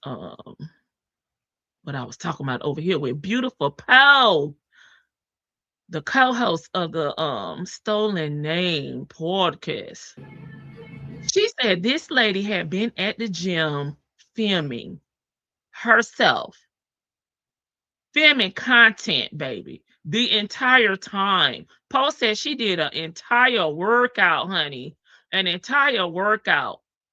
And sis had that camera posted up the entire time. And then she went to the sauna. I said, baby, where is the privacy? My workout, it's a good workout. So I have people be so inconsiderate, like with filming and recording. I'm a content creator. I YouTube, I record, and I still like be hesitant about recording in public and having people uncomfortable. Because on TikTok, like no, it's like a smoking. It's not surgery. Yeah, it's like you know, like it's a smoking machine, like blood machine. And no off the fact, yeah, I did things. First of all, she's been on that since she's been in the gym probably about an hour with a tripod on TikTok Live. She came in the women's area for maybe 5 minutes, 10 minutes, was just talking and recording, and I left. I ain't did not one workout. Went outside to the public area, was out there just moving around with the tripod, and just came in a sauna on TikTok Live. You know, the sauna is kind of quiet. People have their headphones in. They just sitting there. You know, it's the end of your workout or maybe the beginning. And you're just trying to chill, relax, get, you know, annoying, inconsiderate. Like, damn. That shit is not cool at all. Like, people, and then once somebody tell them something, they're going to get a fucking attitude. They're going to get an attitude and still annoy people. Like, this shit ain't cool. Man tried to show me his dick in the gym this weekend, and now I'm just so irritated because the gym is like my safe place, my sanctuary. Okay. Is she talking about Gina? Okay, did y'all notice the Receipts Channels put up a new video? Yes, we did notice. We were gonna react to it. Baby, filming and done filmed the lady. Okay, didn't even try to pixel the lady face out, you know, put a little, you know, emoji over the lady face. She put her out there. That lady gonna be looking for her. Especially if she over here watching the front porch. Baby, she over here. Okay.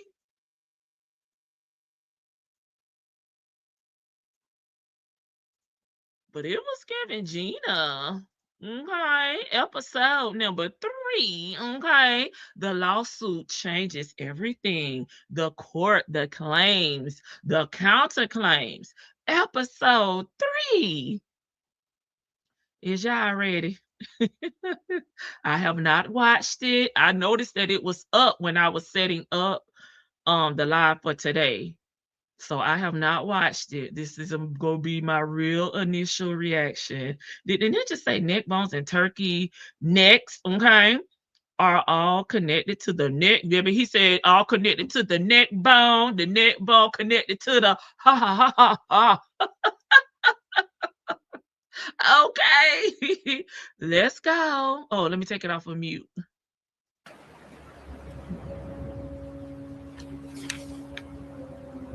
Oh, Lord, baby, we going into the courthouse. It's a stormy day. Disclaimer. They say they're not affiliated with any of the parties. Okay, this is an independent dramatic recap. Episode number 3. You haven't watched it either? Okay, cool. Cream, don't play with me. It's the theatrics for me. Cream, by the end of episode 2, there was no going back. A lawsuit had been filed. An answer had been filed in return. Neither woman was backing down. What started in a bowling alley in March had turned into something neither of them could have predicted. Wow. and it was still just getting started. They was just thinking they was gonna confront that man, and everything was just gonna be a-okay, peachy, cream. In April, Peyton told her audience it was time to move on from the bowling alley incident. Yeah. But by August 2nd, after nearly 4 months with no direct communication between the two women reflected in the record, she was bringing it up again. Not reflected in the record. Would that be the court records? This time, Peyton took to her Instagram stories. No, something had to happen. And revisited what she said was a conversation between the two women inside her car following the bowling alley incident. She told her audience that the woman seemed more focused on her than Dee and had become fixated on her life and her ability to travel. She also claimed the woman admitted to sleeping with married men and had told her that her own mother wished Peyton had been her daughter instead. Oh God, I hate when that keep being repeated. According to the woman's later court filings, Peyton's public statements about her were false and defamatory. Reigniting attention she said she had spent months trying to avoid. Allegations that would later become the basis of her defamation counterclaim. Many viewers wondered why Peyton chose to bring the bowling alley story to the internet in the first place. In a TikTok video, she offered her own explanation. Oh, I had to tell my version first because the woman told law enforcement I'm a local celebrity.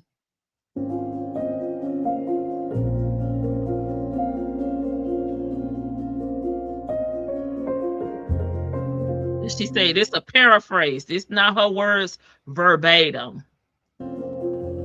By Peyton's own explanation, it was about getting in front of the story, controlling the narrative before someone else could tell it first. That same afternoon, after being alerted about Peyton's Instagram stories, the woman called her directly. What's the date on this? Because was this after August 2nd? And left a voicemail. Impulsive in the moment. That would become one of the central pieces of evidence in the lawsuit. It was also the first direct contact between them in months. Within days, Peyton filed a lawsuit accusing her of stalking and harassment. Over the months that followed, both women would tell dramatically different versions of the same events. Teacher Bay was out here telling her story. I missed Teacher Bay's story. Through Instagram stories or TikTok videos, but through sworn court filings. On August 17th, she searched her own name online. Baby, what? That's how she Oh, Peyton didn't say her name. found it. A lawsuit, already filed, already naming her a stalker. Oh, she's searching her name on the court website. I'm sorry. Peyton's petition named Dee repeatedly. Enough that it became something someone needed to tell him about. Her mother had one piece of advice the next morning. Oh, girl, let's read. Mom, have a blessed day. Hey, baby. I was thinking that you should reach out to that redacted name person. It's very short, so maybe it's Peyton. To add, D, I guess it's D. Teacher Bill? To ask him if he knows that she listed him in her lawsuit.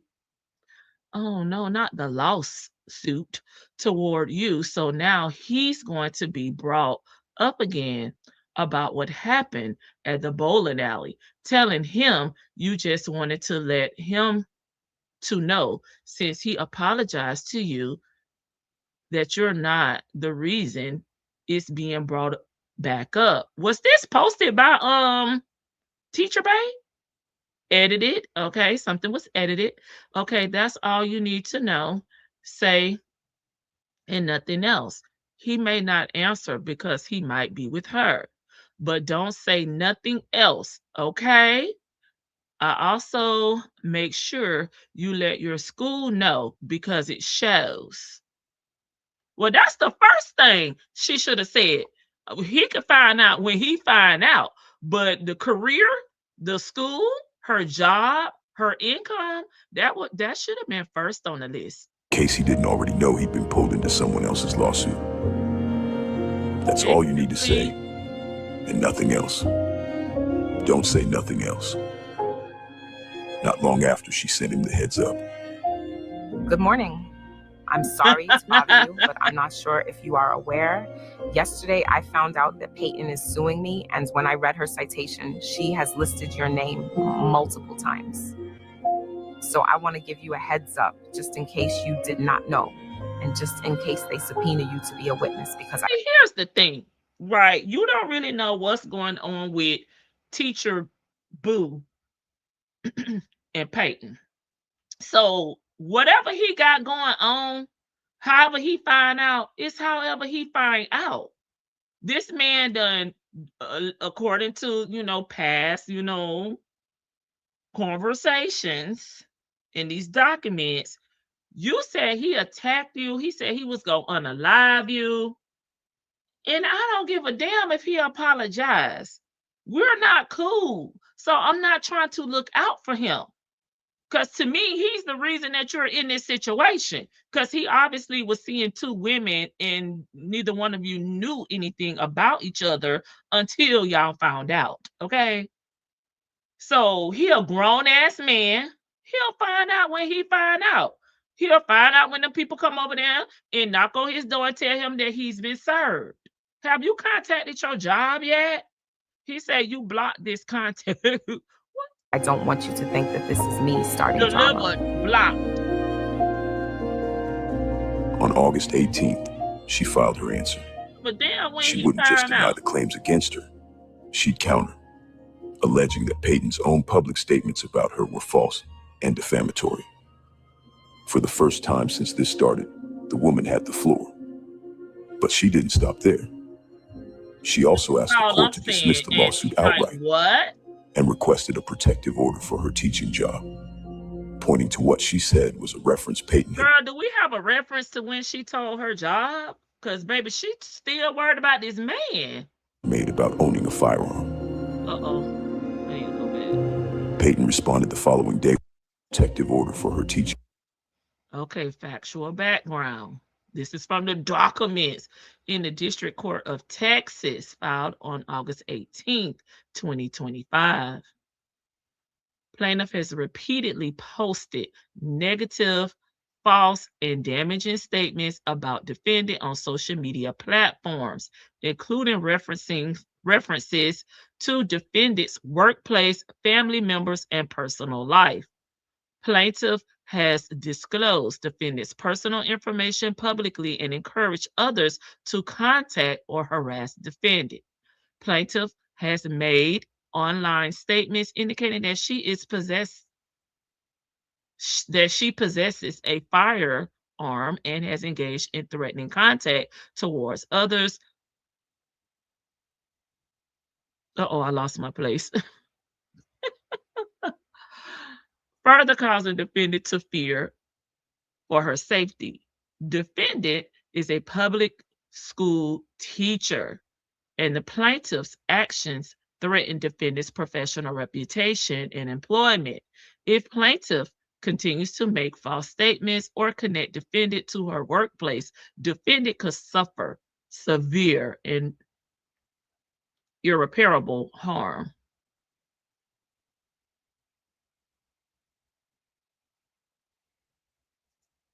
Job, pointing to what she said was a reference Peyton had made about owning a firearm. Okay, well. Peyton responded the following day with her own motion to dismiss the woman's counterclaim. Just 8 days after the lawsuit began, neither side was simply defending itself anymore. Okay. Each was asking the court to dismiss the other's claims. Oh, is that why they got $1? Because they both asked to dismiss each other's claim? I mean, I get it, but I don't. On August 22nd, in a hearing request of her own, the woman raised the school service issue directly. Okay. Need for expedited, baby. She said expeditiously resolution. The case is straightforward with clear evidence already available. Plaintiff's claims are either supported by evidence or they are not. There is no reason to delay the matter for nearly 2 months. A prompt hearing will allow both parties and the court to move forward without unnecessary delay.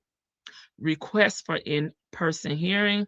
Plaintiff have has previously publicized details of this dispute online, including through her YouTube channel, and has demonstrated a pattern of failing to maintain privacy in these proceedings. Defendant fears that if the hearing is conducted via a Zoom, plaintiff will improperly record, oh Lord, and disseminate the court's proceeding to the public. Defendant respectfully requests that this matter be heard in person at the courthouse to protect the integrity and the privacy of the process. Targeting of defendant's workplace. Plaintiff has repeatedly directed actions towards defendant's place of employment. Plaintiff attempt to have defendant served at her school. Well, that's when when you try to get somebody served, it's on site. It's on site, baby. No matter if it's at school, home, church, the grocery store, it's just that. Despite the school administration confirming that no process server appeared and that established protocol was not followed. More recently, plaintiff has served defendant's legal filing using defendant's work email address instead of her personal email provided by defendant. I can't really see the rest. Arguing Peyton had repeatedly targeted her workplace. By the time school started, Dee had a new job in the same school district as the woman. And it was that school, Peyton's lawsuit, listed as the address where she should be served. Plaintiff attempted to have defendant served at her school, despite the school administration confirming that no process server appeared and that established protocols were not followed. More recently, plaintiff has served defendant's legal filings using defendant's work email address instead of the personal email provided by defendant. Peyton disagreed. She said service had gone through a constable properly, and that she'd had no idea where the woman lived or what her personal email even was. She was officially served on August 26th. The certificate of service listing the school's address returned to the clerk 3 days later.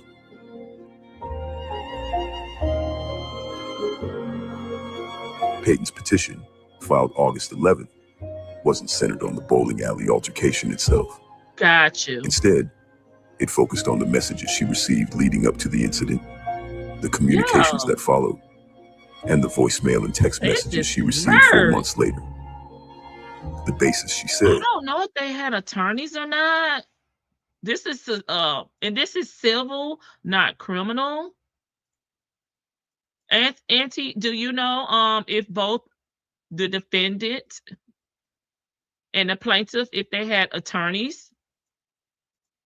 She treats the courts like they are everyone's parent. Is weird. Gina ain't dropped $1. Jay Vickers is getting caught up for claims of stalking and harassment. After a cease and desist in April, the woman had allegedly built fake accounts on YouTube and Instagram. Defendant subsequently began to create fake accounts on Instagram and YouTube, spreading. And so, wait a minute, let's pause right here because August 2nd is when, according to this receipt channel, is when Peyton filed her case with the Texas clerk of court. Okay, so it sounds like she filed it because the defendant escalated her behavior by sending a threatening voicemail and written text message, causing the plaintiff to fear for her safety and emotional well-being. So that is why Peyton filed what she filed when she filed. And then the defendant filed a counterclaim on the 18th. Okay. False narratives under several videos in the comment section about plaintiff of the incident that took place at the bowling alley and in the public comment section of plaintiff's Instagram post where the initial harassment began as a means to destroy the plaintiff's online reputation and image. The woman had more than her answer to say.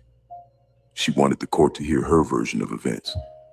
On August 21st, she filed her own exhibits, Oh, I thought it said August 18th. Messages from the days right after the bowling alley altercation, showing her, she said, trying to offer Peyton support, not conflict, peace. Her motion pushed further. Peyton, she argued, had misled her own audience, turning a lawful cease and desist letter into harassment, despite there being no contact at all between April 8th and August 2nd. Peyton's original petition laid out her opening argument. Her answer, filed August 22nd, was where the case stopped being about a voicemail and started being about a relationship. She disputed the woman's account of the months before, point Okay, I see. Okay. by point. Because I guess my thing is, if the bowling alley incident happened in April,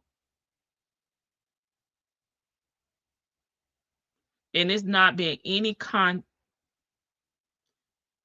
they haven't been speaking, they haven't been, there's been no communication between Peyton and Teacher Bay. But Peyton is telling her story on her Instagram and TikTok. But she is not saying this individual's name, but she is giving out the profession. Okay. Teacher Bay is saying that she's scared that people are going to find her because of the reference of the Teacher Bay being used in Peyton's content.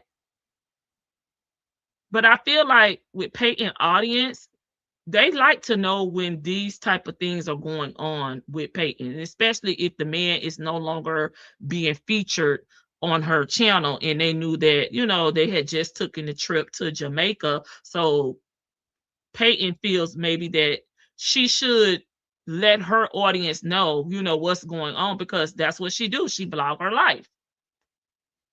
But I don't know how Teacher Bay information got out here. I don't know how that part happened.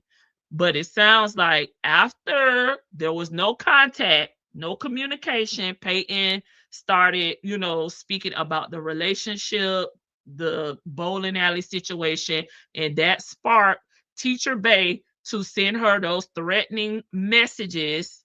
And that's why Peyton went and filed what she filed. And in return, Teacher Bay filed her rebuttal. The contact between them, she said, wasn't It took comfort. me a minute to get here. It was unwanted. Something she'd only ever responded to in order to de-escalate things. In truth, defendant initiated multiple unwanted communications as outlined in the initial complaint. Plaintiff was never aware of the true intent of defendant's actions or behavior. However, all communication with defendant was a measure of de-escalating the matter and ceasing all communication going forward. Okay, so was there proof that the teacher posted anything about her outside of the videos of her defending herself? Somebody answer. So what Peyton responses and in Peyton's documents where she documented what's happening, Peyton is saying that teacher was leaving comments under her the person that does her hair page, okay, her pet social media page. She was DMing her. If that answers your question. See, I would have walked away and let that man cheat in peace. I'm not contacting no woman about no man. If he's cheating, I'm going to let him cheat in peace. I'm out. Because at the end of the day, you can't control what that man got going on. But who you can control is yourself. Okay, so if you so afraid of backlash, being hurt, injured, being doxxed, to me, it seems easier just to bow out. Like, she know, that's it, move on. Okay, I really don't think so. And in part 3, she checkmated PMC with the facts. Okay, we're listening on part 3 now, but let's see.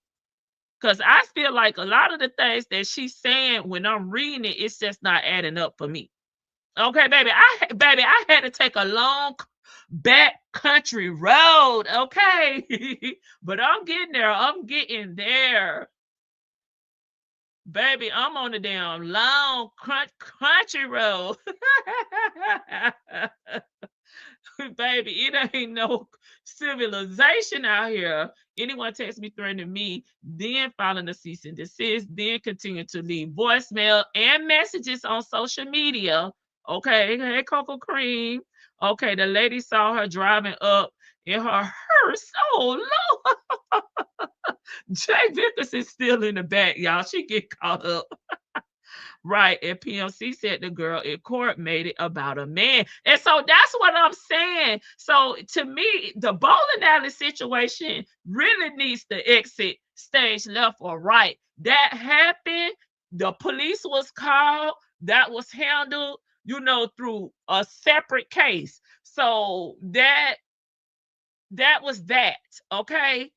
But now moving forward, okay, we're talking about all these things that happen after the bowling alley situation.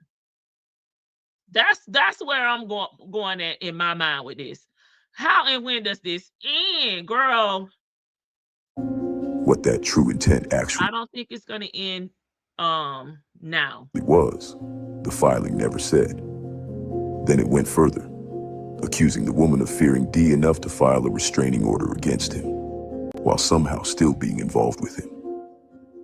Defendant proceeded to not only call the plaintiff names repeatedly, but also allege she is still involved with the plaintiff's ex-boyfriend, who the defendant claimed to have a restraining order against in her own Exhibit V. Defendant also initiated contact with plaintiff's ex-boyfriend, making false allegations towards him, and also calling plaintiff names prior to contacting plaintiff on August 2nd, 2025. The reason she gave Peyton at the time was explicit. In a text exchange from April 1st, the day after the bowling alley incident, the woman explained why she was filing the restraining order. Thank you, babe. The district attorney's office is going to be emailing me. I just but got this restraining order situation is really don't have nothing to do with Peyton. I get Peyton help with the meetup. Got old boy there to the meetup. But this restraining order is due to what D, Teacher Boo, said to her. Okay. She felt threatened. Okay, he said he was gonna unalive her. She had to split lip, the blood, So that's her and Teacher Boo. Okay, that's between Teacher Bay and Teacher Boo. Okay. So if you gonna file, baby, file. I don't need to know. I don't even want to know at this point. Leave me out of it. The police was called. They got my statement. They got everybody's statement, employees. They watched the cameras. If you feel that you need to file a restraining order, then do that. But has Teacher Boo been trying to reach back out to you after that incident? Because in my mind, she got to share some type of blame. Not in a it's her fault situation, but she got to take some type of blame for getting together with Peyton and coming after this man messaged you saying that he was going to unalive you. It's like abort mission. When somebody tell you something, baby, you may need to believe them. the phone with them because I am filing a restraining order against him. I am scared of him. I mean, was he still threatening you? Was he still reaching out to you? Was he still saying he was going to unalive you after this incident? Apply in the moment. I'm so sorry. Because it really don't seem like Teacher Boo was even talking to Teacher Bay. He found out, by sneaking in Peyton's phone that, this was supposed to be a meetup, Sorry this happened. Months later, sympathy had turned into suspicion. Here's what happened in between. The smashing of her phone during the bowling alley altercation had temporarily left her without access to the messages and photographs stored on it. Once her replacement phone was backed up, that's what I'm saying. She found something. A photo from February of herself holding a bottle of Bond No. 9 New York flowers. a distinctly floral perfume in Dee's bathroom from a night she'd stayed over. On April 3rd, she sent it to Peyton, proof she believed that she'd actually been at his apartment after being called a stalker. By August, Peyton read the same photo as something else entirely.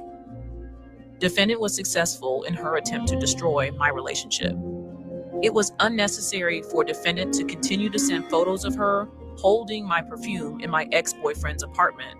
Baby, it was that we had unprotected sex for me, you know. Or prior communication they allegedly had before he and I met. In the text contained in the record, Peyton did not ask the woman to stop contacting her or describe the messages as unwanted. Well, you said it was no contact since April to August. If anything, her responses appeared receptive. Only after all of that did Peyton return to where the lawsuit started.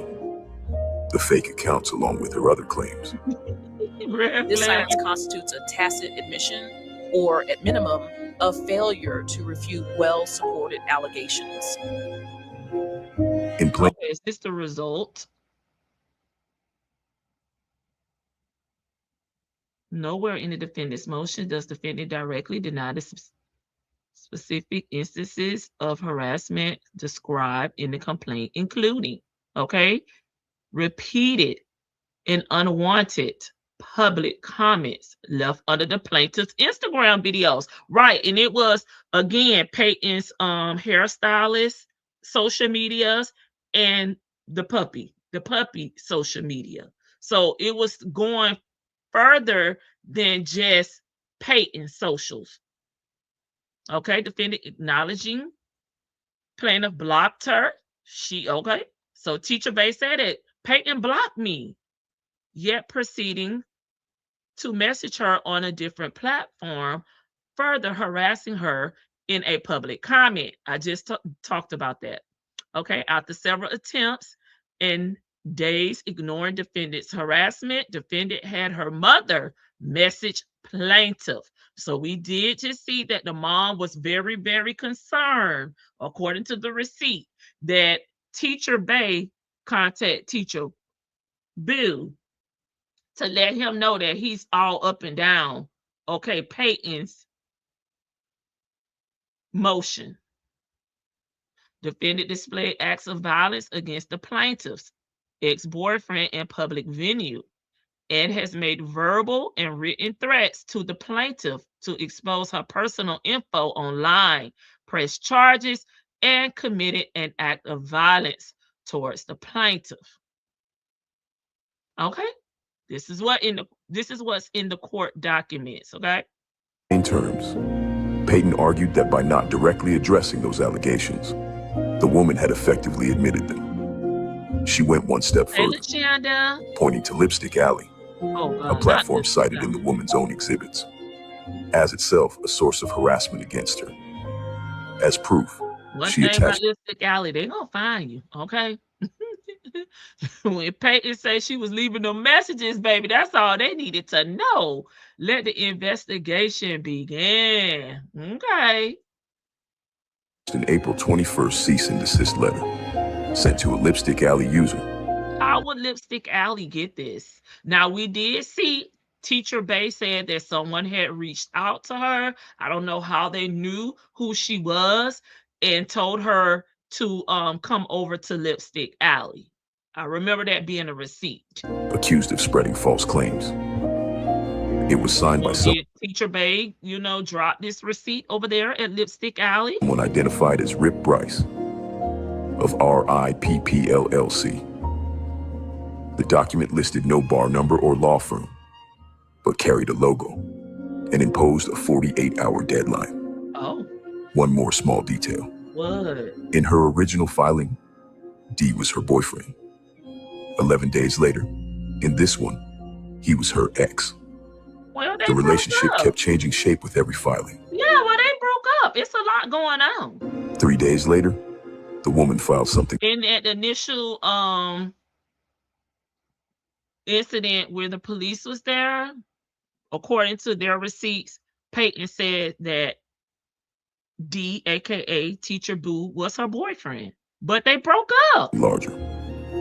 A single document meant to tell her whole side Now she probably say he her baby daddy. Peyton's answer had circled back to D again and again. This time, she answered on that ground directly. Her timeline of events, filed August 25th, was backed by exhibits. Okay. This document demonstrates with supporting evidence that the plaintiff's allegations are false, misleading, and intentionally harmful. Where's this being read from? Because it says defendant respectfully submits the following consolidated timeline of events in support of her defense and counterclaims. The document demonstrates with supporting evidence that the plaintiff's allegations are false, misleading, and intentionally harmful to the defendant's personal and professional reputation. The plaintiff has falsely claimed that the defendant knowingly pursued her boyfriend, okay, despite knowing he was in a relationship. The evidence and timeline clearly shows that this is untrue. Defendant had no knowledge of the plaintiff's relationship with Teacher Boo until after he had already pursued her and lied to both women. And I do believe he lied to both women, and they did find out after the fact. But only he could say who was the real girlfriend, okay? Because he had a girlfriend number 1 and a girlfriend number 2. Who was number 1? Furthermore, the plaintiff has attempted to portray defendant as a harasser. In reality, it is the plaintiff who has consistently harassed the defendant through social media posts, online followers, and the sharing of the private communications. Plaintiff's actions has intentionally placed defendant in harm's way, resulting in threats to the defendant's safety, damages her career as a teacher, and emotional distress. To defendant's personal and professional reputation. She addressed the central claim against her directly. Peyton had said it plainly. The woman only pursued D after seeing him in her videos. Yeah. As if his appearance there So was I what really can't, in my mind, neither one of y'all can say that y'all were the girlfriend. He need to clarify that, okay? Who is the girlfriend, sir? made him worth pursuing at all. And did Teacher Bay have any photos or videos or vacation, footage of her and Teacher Boo? The woman's own account of that history was different. The plaintiff has falsely claimed that the defendant knowingly pursued her boyfriend, D, Baby, I'm trying to keep despite you knowing he the was in a teacher. relationship. The evidence and timeline clearly show that this is untrue. Defendant had no knowledge of plaintiff's relationship with D until after he had already pursued her and lied to both women. Her own exhibits told a different story. Messages between her and D reaching back to 2022, including a dinner invitation around his birthday. Gonna be like Dion and Chelsea dog. Okay. What's his name? Sylvester? I forgot his name. They're gonna be sharing custody. Sebastian. Birthday that September, years before Peyton or her platform were part of the picture. The contact continued on and off after that, sporadic, never quite ending, until February 2025, when, she said, D pursued her again, more directly this time, already involved with Peyton, though she didn't yet know it. She turned the accusation itself back around. I don't think either one of y'all The plaintiff has attempted to portray defendant as a harasser. In reality, it is plaintiff who has consistently harassed defendant through social media posts, online followers, and the sharing of private communications. The timeline circled back to the August 2nd video too. The one built around the private text Peyton had posted. This time. Okay, so but did Peyton post her name? The woman spelled out exactly what she said had been cut from it. Plaintiff manipulated this communication by selectively showing only part of the exchange, omitting the portion where defendant explained that plaintiff must have been upset because D had apologized to defendant. Whether it changed anything, the court hadn't said yet. On August 26th, Peyton made her most direct claim yet, arguing the woman's own defense, screenshots of Peyton's public posts, submitted to support her case. Okay, so it sounds like Peyton Was had her itself proof receipt. of stalking. The defendant has gone so far as to read and document comments under plaintiff's personal social media posts, include content that could only have been discovered through persistent monitoring, searching, or Googling of plaintiff's name and online presence. Then the filing went further Plaintiff is Peyton. than monitoring. It argued the woman's knowledge of her home address put her physical safety at risk. Okay, so yeah, so she's saying that her information was on the court documents, and the court documents put her at risk. I believe that's what Teacher Bay, the defendant, is trying to say. Plaintiff genuinely fears for her life and safety. The continued unsolicited monitoring of plaintiff's activity across all platforms, coupled with the defendant's fixation on plaintiff's personal and professional life, has caused emotional distress, anxiety, and fear. Plaintiff feels as though she is being watched and followed online at all times and can no longer engage in normal use of her social media or daily life without concern that every move is being tracked, documented, or used maliciously. Okay, because she read this portion, the AI receipts, read that one, but they cut that part off. Okay, the defendant's conduct demonstrates harassment and abuse of legal process.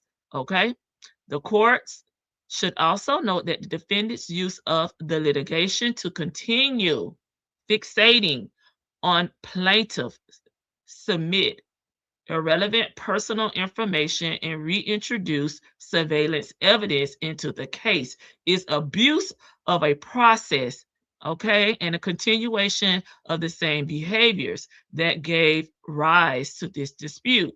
This is not proper use of the judicial system. It is harassment through the legal process, okay? So she said the defendant's conduct, and fixation on her, BB, on the plaintiff, okay,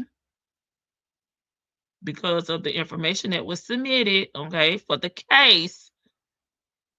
Girl, okay. Across all platforms, coupled with the defendant's fixation on plaintiff's personal and professional life, has caused emotional distress, anxiety, and fear.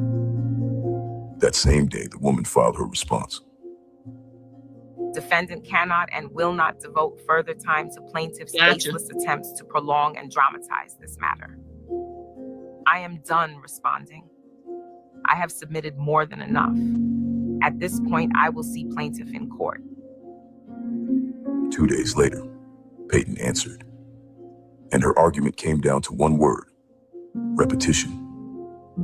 Defendant's exhibits in support of her harassment counterclaim are based on evidence that is duplicative, previously denied, and constitute a clear abuse of the judicial process.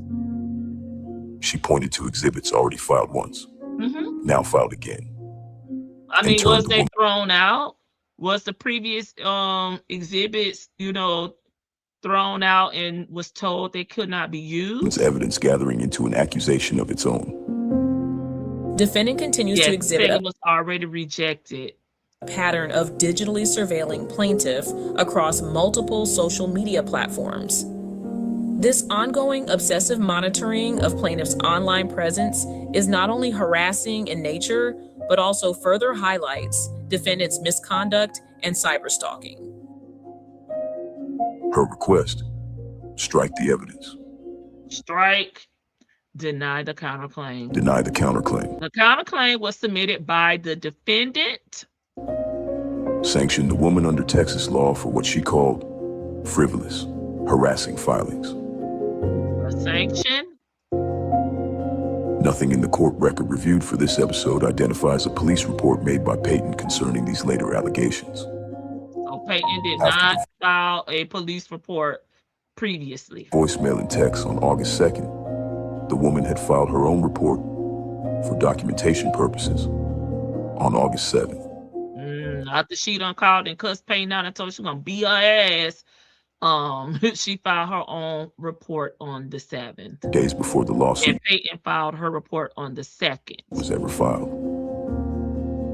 By September, the fight had moved past dueling motions to dismiss. In August, both women had asked the court to throw out each other's claims. Now they wanted the court to stop each other outright. On September 5th, the woman asked the court to force Peyton and a third party who reposted the voicemail to take it down everywhere, calling it harassment with no legit. Okay, so the voicemail that was left made it to social media, and it was asked to be removed by the third party. Legitimate purpose left. On September 8th, Peyton answered with 2 filings at once. One asked the court to fine the woman $1,200 Okay. and throw out her counterclaims, Okay. and included a new accusation.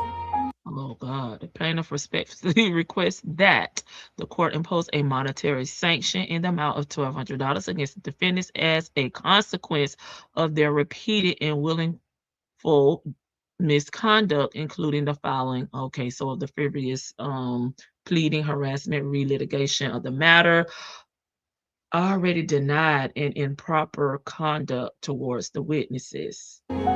Plaintiff has become aware from defendant's own filings to the court that defendant recently contacted a potential witness in this case and made knowingly false statements in an apparent effort to influence that witness's testimony. This conduct constitutes a serious abuse of We process just got and may episode violate 3 criminal today. statutes related to witness tampering and obstruction. No witness was named. No detail was given. The second filing invoked the Texas law protecting speech on matters of public concern, arguing the voicemail was proof of a real threat, I'll just which get made sharing along, it protected, like not Brian harassment. King told us. On September 19th, Peyton filed a formal objection, arguing her pending TCPA motion had frozen the entire case, meaning the woman's request for a hearing couldn't even be heard. Under Section 27.003C, the filing of a TCPA motion to dismiss stays all proceedings in the case with respect to the claims challenged, including any attempt by defendant to secure pretrial relief related to those same issues. She called the timing of the woman's hearing request suspicious. Coming, she said, right after she told the clerk she was ready for trial, now set for May 21st, 2026. Then the filing turned to something new, a pattern. After Dee's apology, the filing claimed the woman had continued reaching out to him too. Screenshots showed unanswered texts and a warning about the lawsuit. Messages Peyton's filing said could amount to witness tampering. It was the first time that earlier, unnamed witness tampering accusation finally had a name attached to it. Weeks before, Peyton's sanctions motion had made the same claim without saying who. Now her filing confirmed it was Dee. Her argument was that Not the baby daddy. the woman had established a pattern, reframing her own conduct as someone else's aggression, and now doing the same to Peyton. The case was barely 6 weeks old. It already had a life of its own. Her TCPA motion also requested attorney's fees. However, every filing identified Peyton as plaintiff, pro se, Okay. meaning she was Now someone Brittany, here's your answer. representing herself without an attorney. Months later, in an October vlog about tracking down reaction channels over copyright strikes, Peyton would describe herself this way. But what does this have to do with the copyright strikes and Peyton doing content, which that's what she's always been doing? What does that have to do with their case?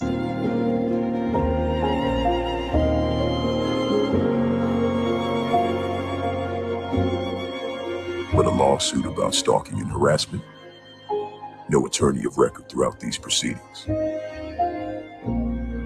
While the filings continued, life outside the courtroom did too. On October 1st, Peyton publicly announced she was pregnant with I twins. want to know. Time to slay. No, it's not. Did you already know? She said it to Cardi B's Killing You Hoes. Oh! You see the outfit, bitch. Kidding Reactions were mixed. Remix to Trina. Congratulations from some followers, and a number who said they were done watching. A hearing was finally set for October 10th. Okay. Both Peyton's protected speech motion and her sanctions request, all in one room, in front of a judge. Okay. October 10th came. Then it went. Canceled, not by either woman, but by the court itself. Okay. Whatever the court had planned to decide that day would have to wait. Neither side would. By late October, Peyton had a new argument. The case was frozen. Filing her protected speech motion back in September, she said, had automatically paused everything, meaning nothing filed since then should count. Days after the hearing was canceled, Peyton showed exactly how fast loyalty could turn in her world. On October 15th, she took to her Instagram stories.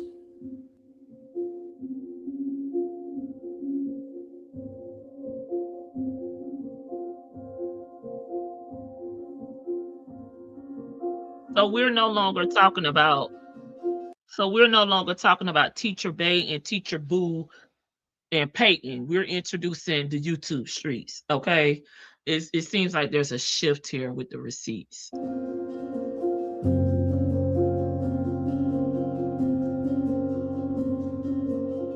Is this the witness? 4 years of acknowledgement by her own telling. Girl, I'm trying to get it together. I'm like, what? Brittany, what? Baby, look. I'm trying to put 2 and 2 together. I got a cross. Objection? Can we have the witness to repeat the testimony, honey? Then, in the same breath, her description of the same woman changed. Speaking of No real loyalty, according to Peyton. Ready to turn the second she got upset. The same woman she just called a 4-year supporter. The flip-flopping wasn't the only thing on Peyton's mind that morning. Paternity speculation had picked back up too. This time, she said, from one of her own subscribers, who suggested D was the father based on having seen him at the hospital together. Peyton questioned where that information... I was so confused, Denny. Yeah, I mean, I'm like, okay, hold on. Are we changing directions here? Like, what's going on? Could have come from.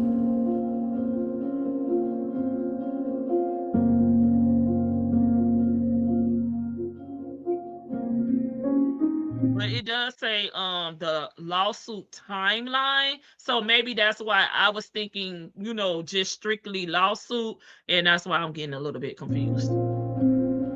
Nothing about the quality of care. Nothing about her health. Just who she trusted and why. The next day, October 16th, she posted the same video to TikTok. I said what I said. This ain't about race. It's about privacy. She wasn't taking any of it back. On October 17th, she posted about the same creator again, this time by name.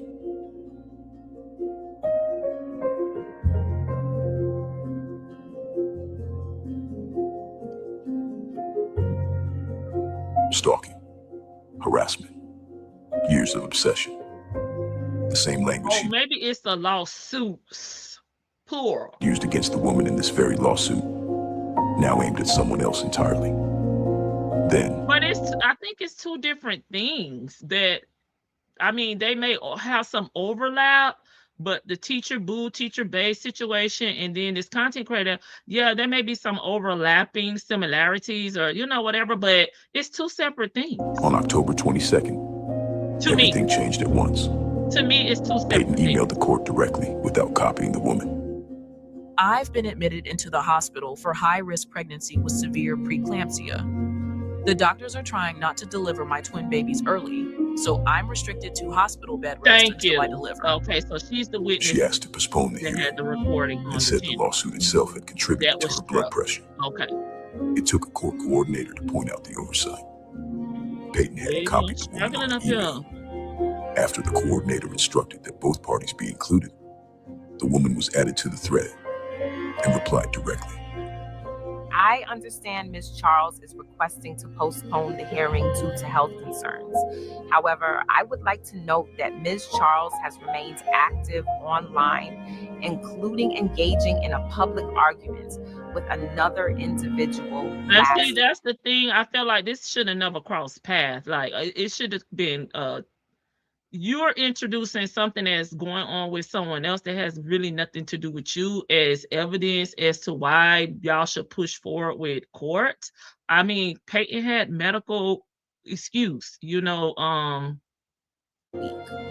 person she has. It's like the co-worker, like she calling out to work all the time, but she posting online, girl, mind your business. Also filed a lawsuit against.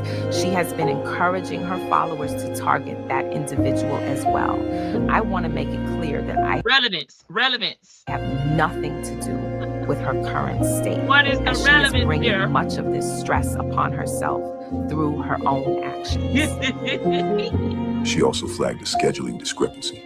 She probably She'd been told the hearing was November 10th, not November 3rd, and asked the court to confirm which one was correct. Peyton answered a little over an hour later.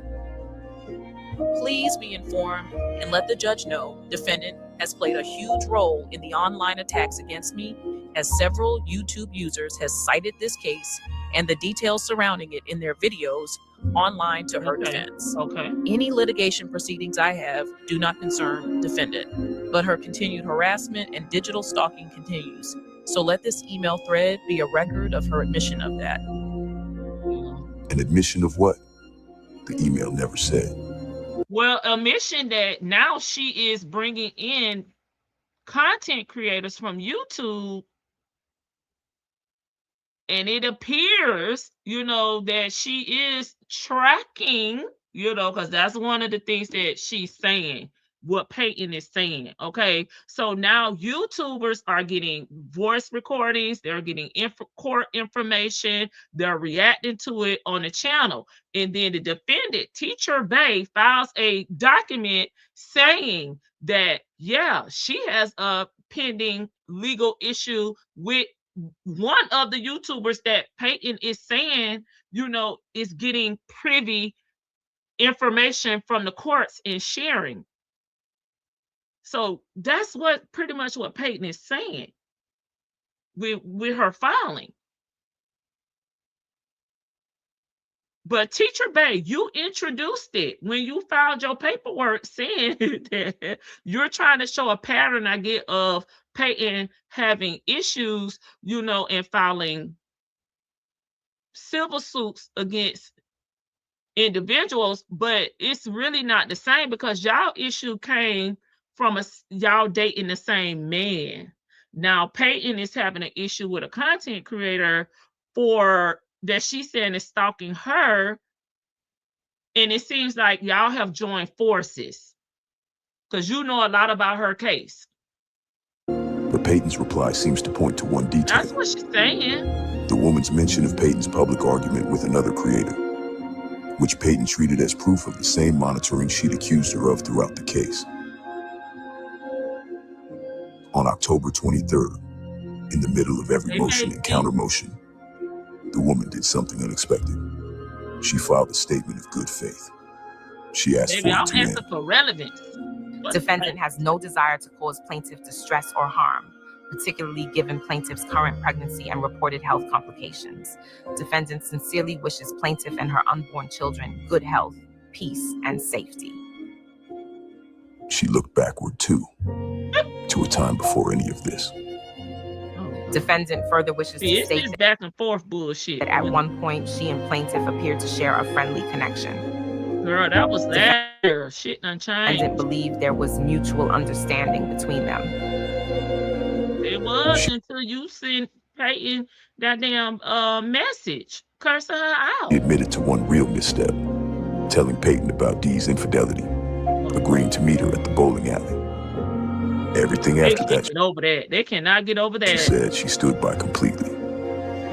Defendant wishes to move forward positively and believes it is in the best interest of all parties, including plaintiff's unborn children, to bring this matter to this man at? It wasn't Nancy. another request for sanctions or leverage. It asked for the Nancy, case was that man in court? What the hell did he say? He need to step forward, baby. He need to come over here on the front porch. to end. The case didn't Why they ass end. got $1? By There's too November much he say, she say bullshit, and too much focusing on the wrong ish. 3rd, the case still hadn't moved. 2 additional hearings, Teacher lady separate was from the hurt. one already Well, canceled in October, her Peyton had was come and not gone cool. with neither side appearing Yeah, multiple times. after the woman said she believed, Child, the based on an ghetto. earlier email, that Was these she had been in canceled too. court? That evening, she tried the olive branch a second time, Come this on, time Brittany. directly. I've You read your only got about 5 more minutes, guys. message, and I truly don't understand why we are still moving forward with this matter. I hold no malice towards you. I genuinely Girl, she done filed about 3-4 documents. Listen, sis say I'm getting scared now. I'll talk to the legal department over here at the Teachers Association, honey. Them people said this shit go forward now. I may not have a job. My reputation here. Okay, sis is filing. want you to be healthy and at peace. I truly wish you well and hope And it that sounds like at this point, Peyton is just responding to what she is filing, teacher lady. for both our sakes, this can finally be put to rest. 11 days earlier, she'd asked the court to end it. Now 11 days earlier, like, that's confusing to me. she was asking Peyton herself. Over the next several weeks, Ask Peyton themselves. She was both supposed to be women talking to Peyton. kept filing. The woman asked the court to bar Peyton from contacting her outside official filings, to take the voicemail down, and to require actual evidence before any future harassment claim. Peyton, in turn, argued the entire case was frozen, that her own protected speech motion had automatically paused everything back in September, Yeah, because you said that they court was canceled and due to the courts. So nothing has been resolved. That's true. and that nothing filed since should count. Neither side Yeah, because she done filed about 3 documents. No, she's filed documents after the court date in September.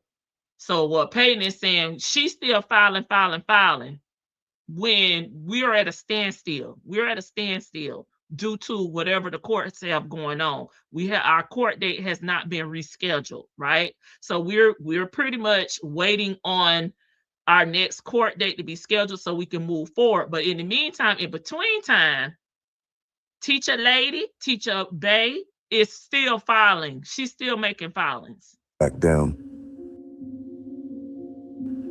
On November 10th, Peyton submitted medical documentation supporting her stay request. So we done went from September now. The document listed an estimated due date of February 9th, 2025, 9 months before it was filed. An inconsistency in the paperwork itself rather than evidence about the pregnancy. The woman disputed the open-ended nature of the stay request, not the need for medical accommodation. Confused because she jumping around The with document the dates. contains a clear inconsistency.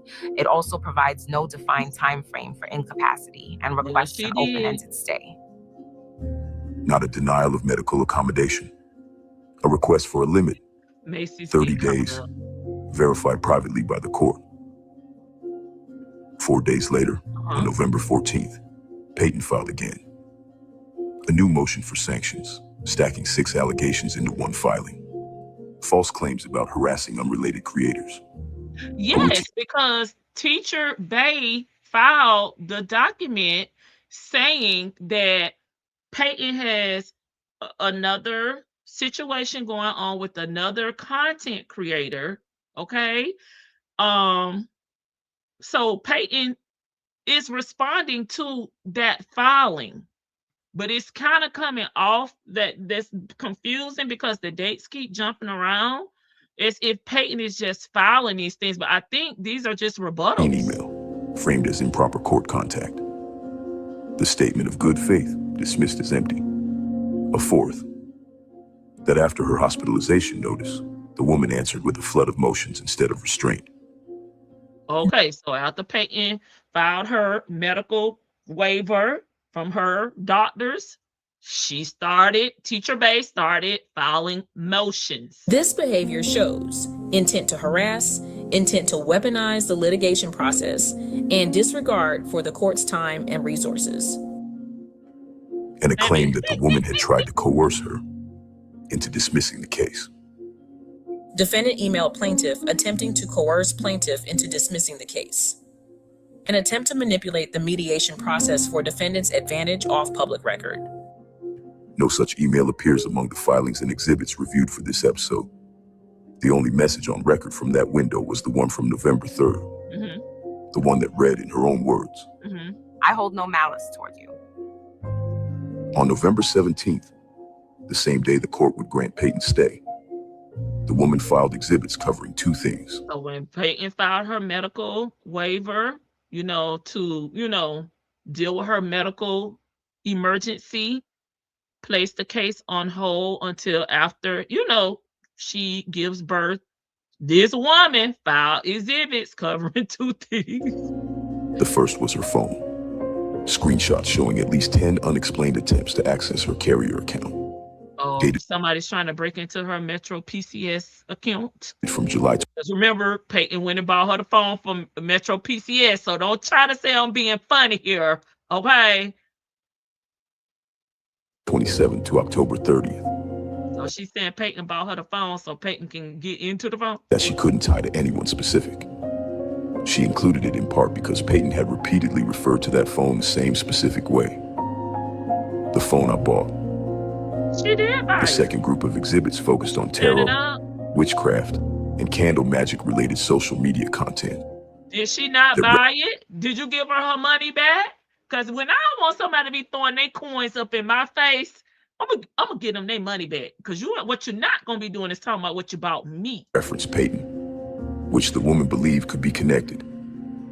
The filings did not establish who was responsible for the carrier activity. You said that it was no findings. There was no findings. There's no proof that Peyton was connected with this. And I'm sure, when they went up there to purchase the phone, Peyton probably just swiped her card, okay? Tapped her card. And teacher lady, okay, got that phone. It was still in the box, and she set it up.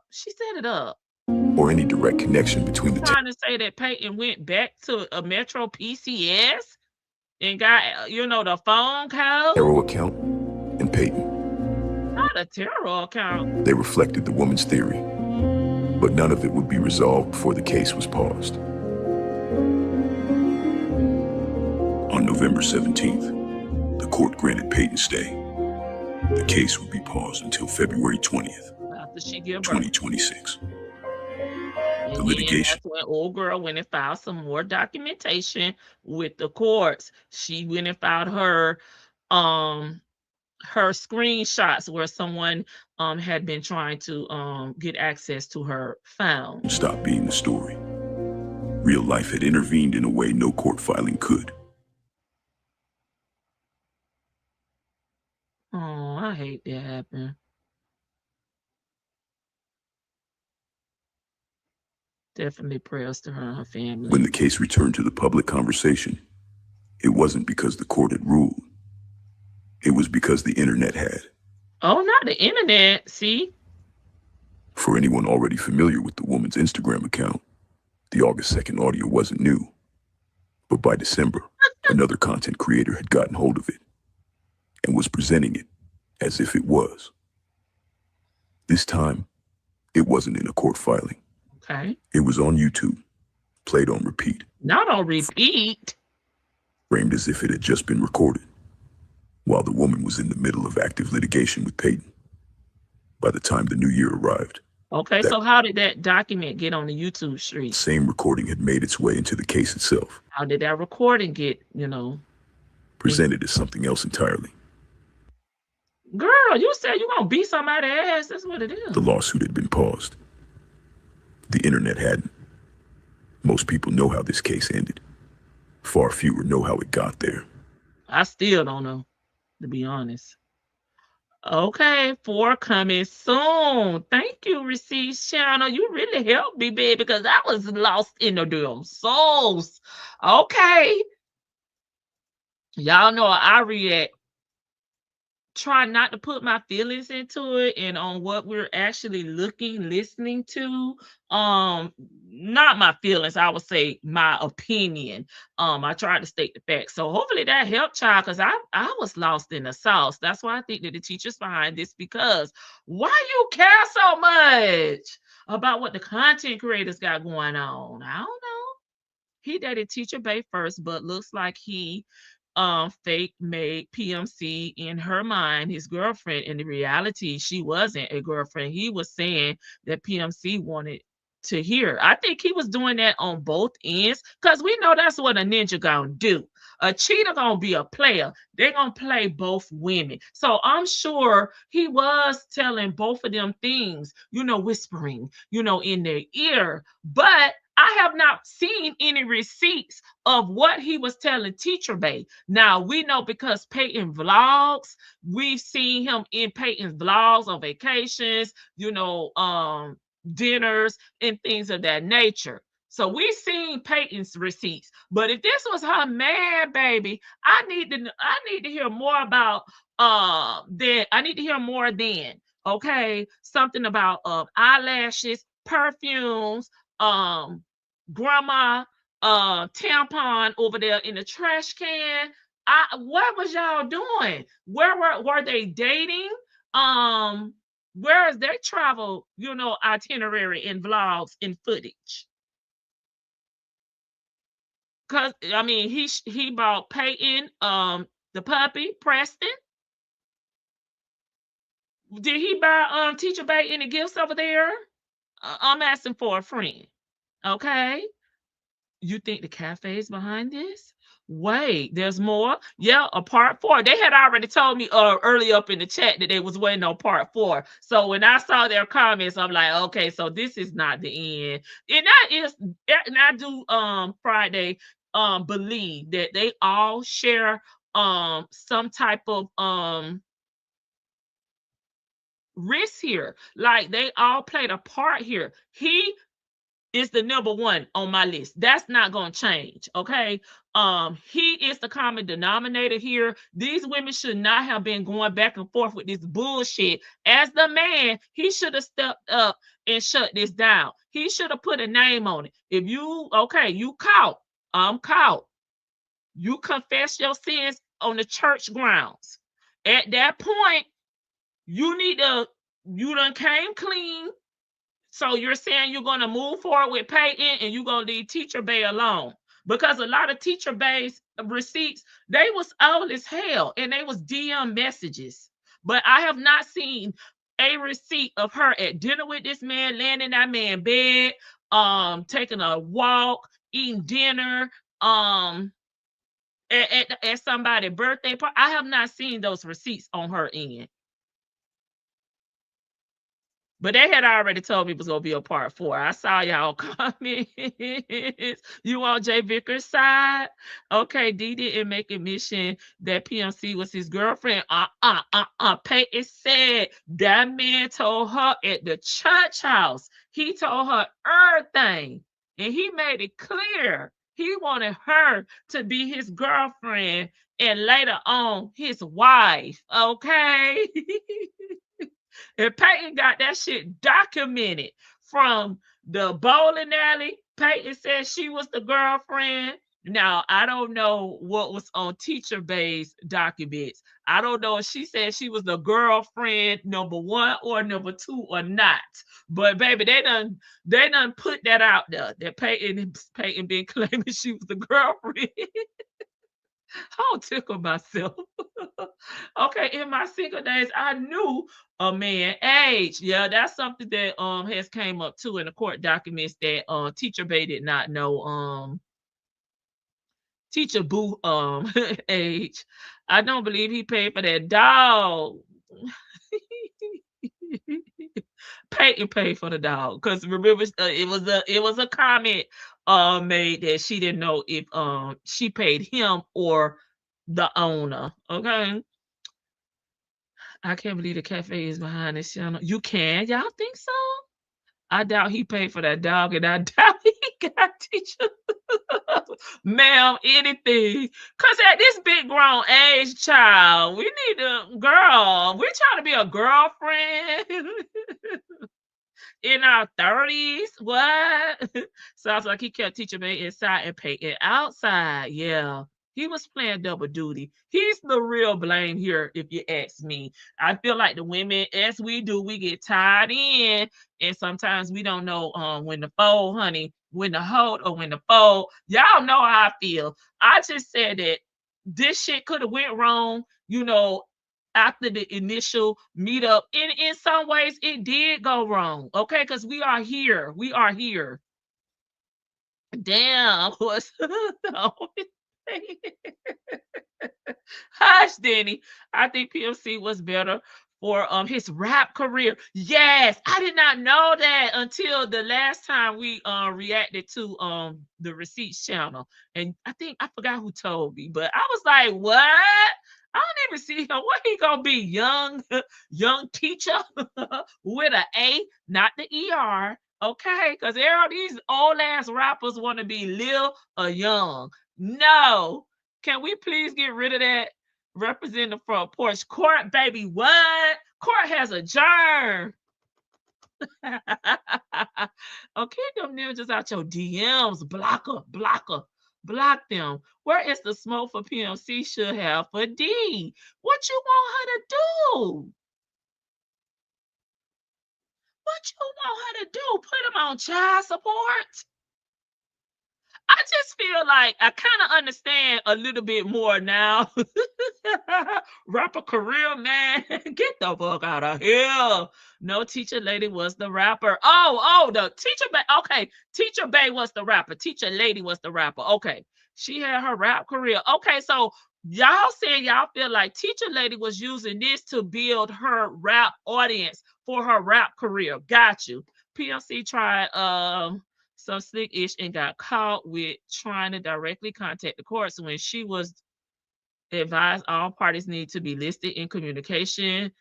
Well, I think it's because of her medical, and lawyers even do that. Judges do that. When they have a medical emergency, they are supposed to notify the court. The lady is the rapper. Okay, y'all. Okay, because y'all know I've been flopping between Teacher Bay and Teacher Boo, so I got it confused in my mind. But thank y'all. She had a baby with him after all of this, Lady T, but she had no smoke for him. I told y'all it was on one of them rough nights. Is that the case? Would she have been on social media clout chasing? That you can look at it from that point. The songs are garbage. Y'all not missing nothing. Thank you for letting us know. On which day, T-Bo, you can't control another person's response. I wouldn't dare contact no woman about no man, because that's why we are here. Because these women probably would have never crossed paths if it wasn't for him. Now, afterwards, everything should have been left at that bowling alley. Okay. It sounds like Peyton may have, went her own way for a little bit, but they attended the same church, and he asked her, one day after church if he could just confess his sins, honey. And it was up to her, I guess, at that moment if she wanted to forgive him or not. But I feel like Peyton coming out here just telling her story, leaving Teacher Bay's information and name out of it, is a part of what she do as a content creator.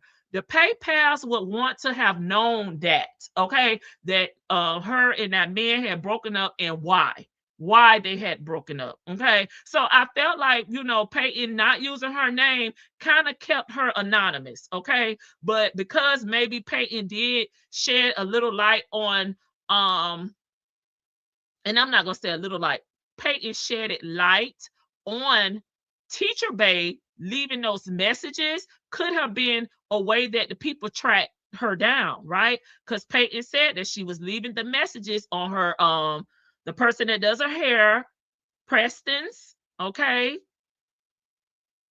and Preston's social medias, okay? So maybe people was able to find her from there, okay?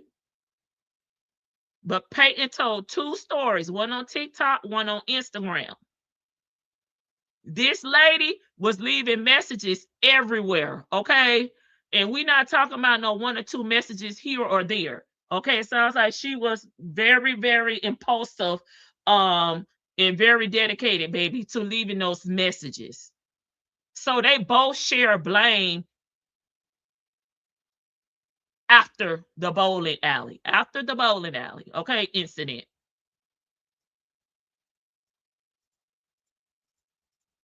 Baby, it was a rough night. We already know they don't use protection, but check out in all videos was trash and the clips are on my channel. So y'all go over there if y'all want to see the rap the rap music video. I'ma take your word. I never had that rough night. You never had a rough night? I'm not no spring chicken. Okay, what? So Teacher Bay put it out still after this. But she was over there saying that she didn't have any social media, right? And that was one of her complaints. But allegedly, okay, she did have a YouTube channel where she was promoting her music and her rap career. Okay, let's discuss that. AF broke up with her ex and moved on to the next, ended up marrying him. Her audience didn't even know. You ain't got to share everything with your audience. I think the PayPals feel entitled, girl. They be over here in my comments tearing my ass up. I said, and I'm not even really giving a perspective, as to Peyton. I'm just reacting to what I'm actually watching and my thoughts on what I'm actually watching. They say, where is the music? Auntie got it over there. Can you post it on the link on your community wall? I'm gonna take y'all word for it. Yes, she started erasing everything, saying that she didn't have any public social media. Both were on pro se. Thank you. So they both did not have an attorney. And somebody said in the chat GPT Esquire. Okay. I need episode 4 to be about the man. Yeah, because really, seriously. And I feel like the court documents began with teacher lady. It began with her. Okay. And a lot of the times Peyton was responding, because that's what you do when somebody files something against you. You do not respond to them. You have to respond back to the person's, claims in court. So Peyton was filing a lot of Peyton's motions came from responding and rebuttaling what Teacher Bay had filed. So Peyton could just not remain quiet on that because she would lose, okay?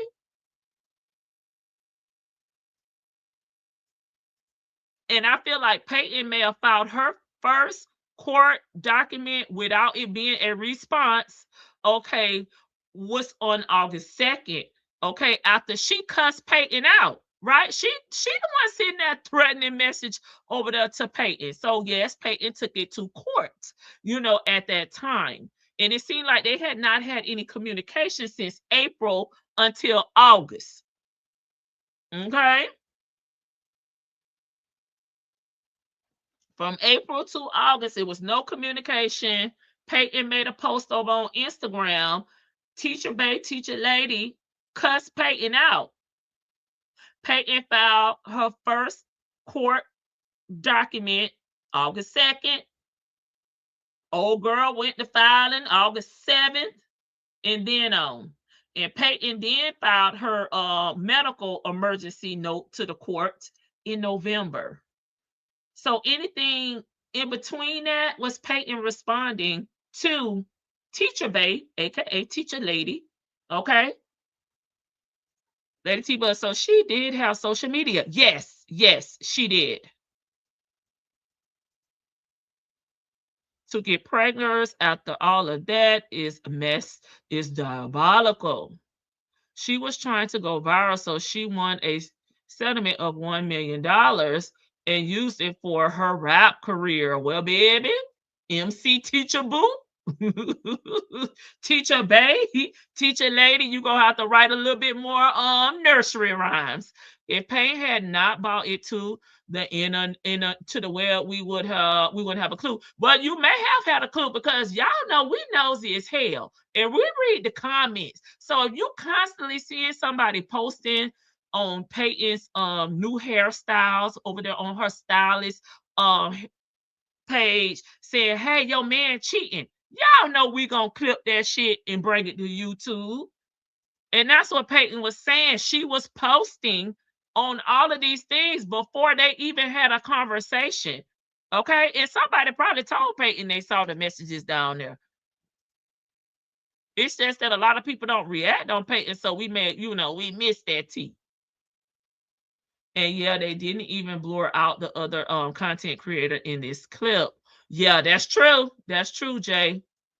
Okay, they could have let it played out in court, but Pay brought it to the internet. No, according to the receipts that we just listened to, the documents appeared on content creators' channels, and they were reading the documents and playing the recording. Now that's what the receipt said on the receipts channel. So that's how the court information got out here on the YouTube streets. It wasn't from Peyton.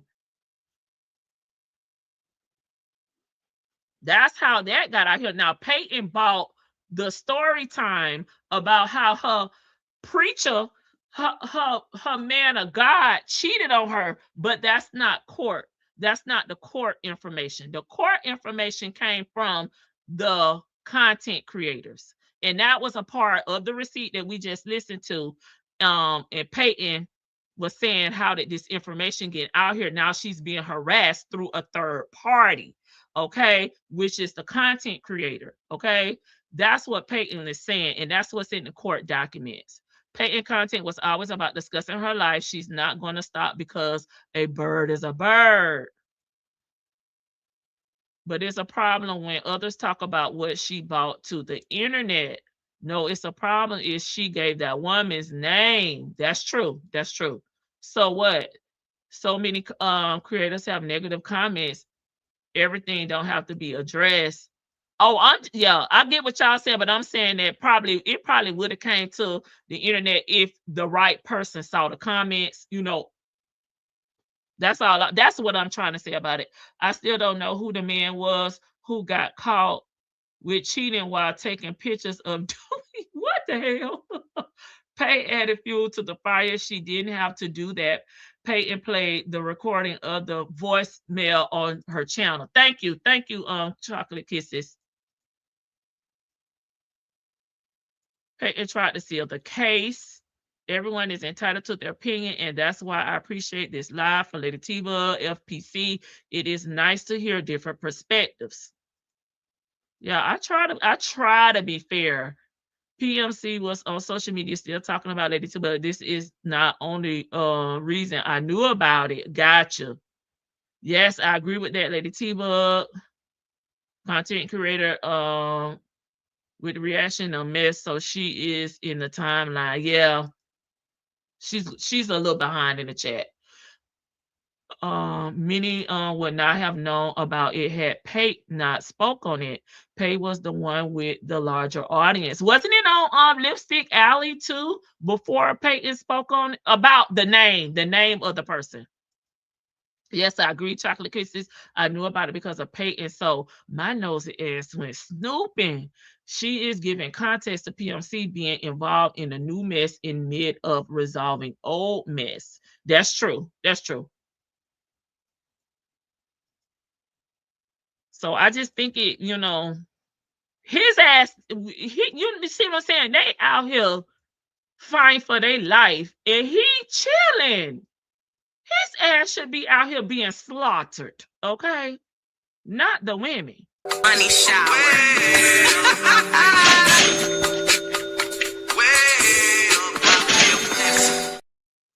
Thank you again to Tanya B here and Friday for becoming a member here on the front porch. I had to get the money song for y'all. I did not forget. Girl. Teacher Bay tried to show PMC pattern of the mess involvement, but that's not her place. She need to move on. LSA had been around for ages, but these over there don't always make it to mainstream. That's true. That girl, Lady T-Bug, is good.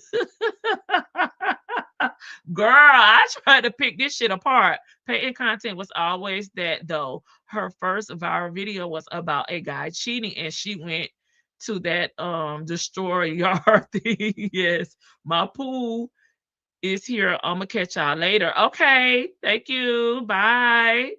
I appreciate you stopping by. Y'all, we just gotta wait and see what's going to be in part 4. Right now, part 3 was giving the timelines of both of the lawsuits and how they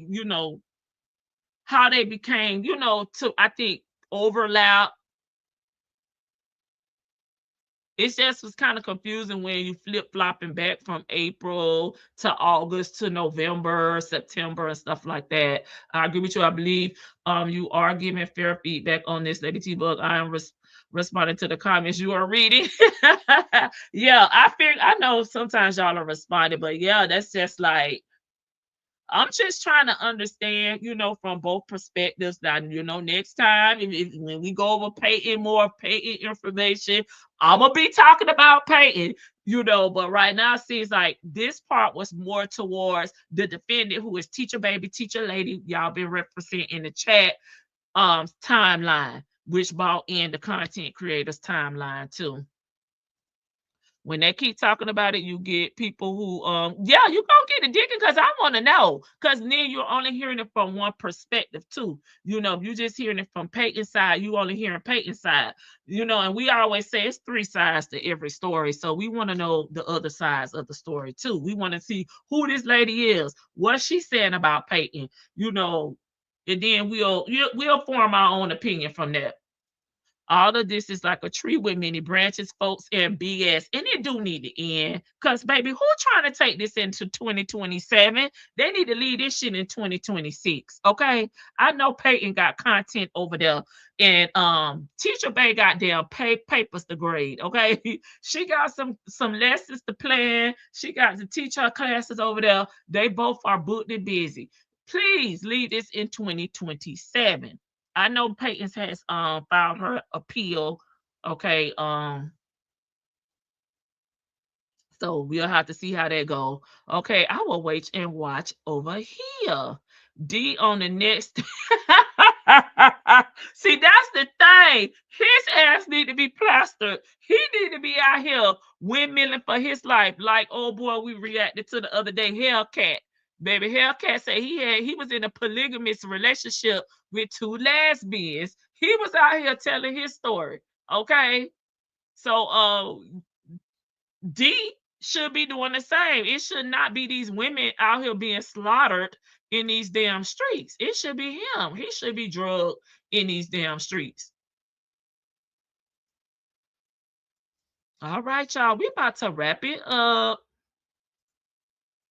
Thank y'all so much. We 3 hours, but we covered 2 content creators. I think we did pretty decent on the time, child. But I'm gonna let y'all go. Enjoy the rest of y'all day.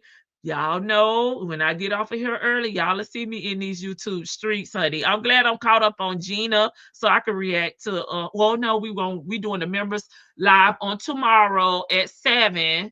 So I'll be back on the front porch on Wednesday. Okay, he got Gina deeper. But none of this. Did she ever respond to if he was in court? Did he should have at least had to take the stand and put his right hand on the Bible and said, if they ain't asked him nothing else, who was your girlfriend? We want that on court record. Okay. What happened to the international trips and shopping? Because can we get back to that? Y'all, I had a good one. Thank you. I hope I was able to get y'all through a good portion of the work day. If you're on the clock, I know some was on lunch earlier. Thank you, Sleepy Libra. So tomorrow we'll be doing the members only live, and then we'll be back on Wednesday. She throwing in the white towel. You need to pack. Do you have the the packers, the individual dividers to put in there? Because I don't want you packing like Gina over there. Word on the curl lady T-Book is another pond looking for another big fish. What? Chum? Well, I got two things I'm trying to figure out if Gina is a damn copycat and if she got a new G-Wagon over there. The inquiring minds would like to know. All out, y'all. Please like the live, subscribe to the channel, comment, slide over and hype me up. Please and thank you. Y'all enjoy the rest of your Monday. I'll be back at work on tomorrow. So that's why we going, Rich will be our normal time at 7. Bye, y'all. I'm gonna put our girl up here to take us out. Thank you for stealing my man. Tried to lose him every way I can. Guess my prayers got through, cause he is so irresponsible.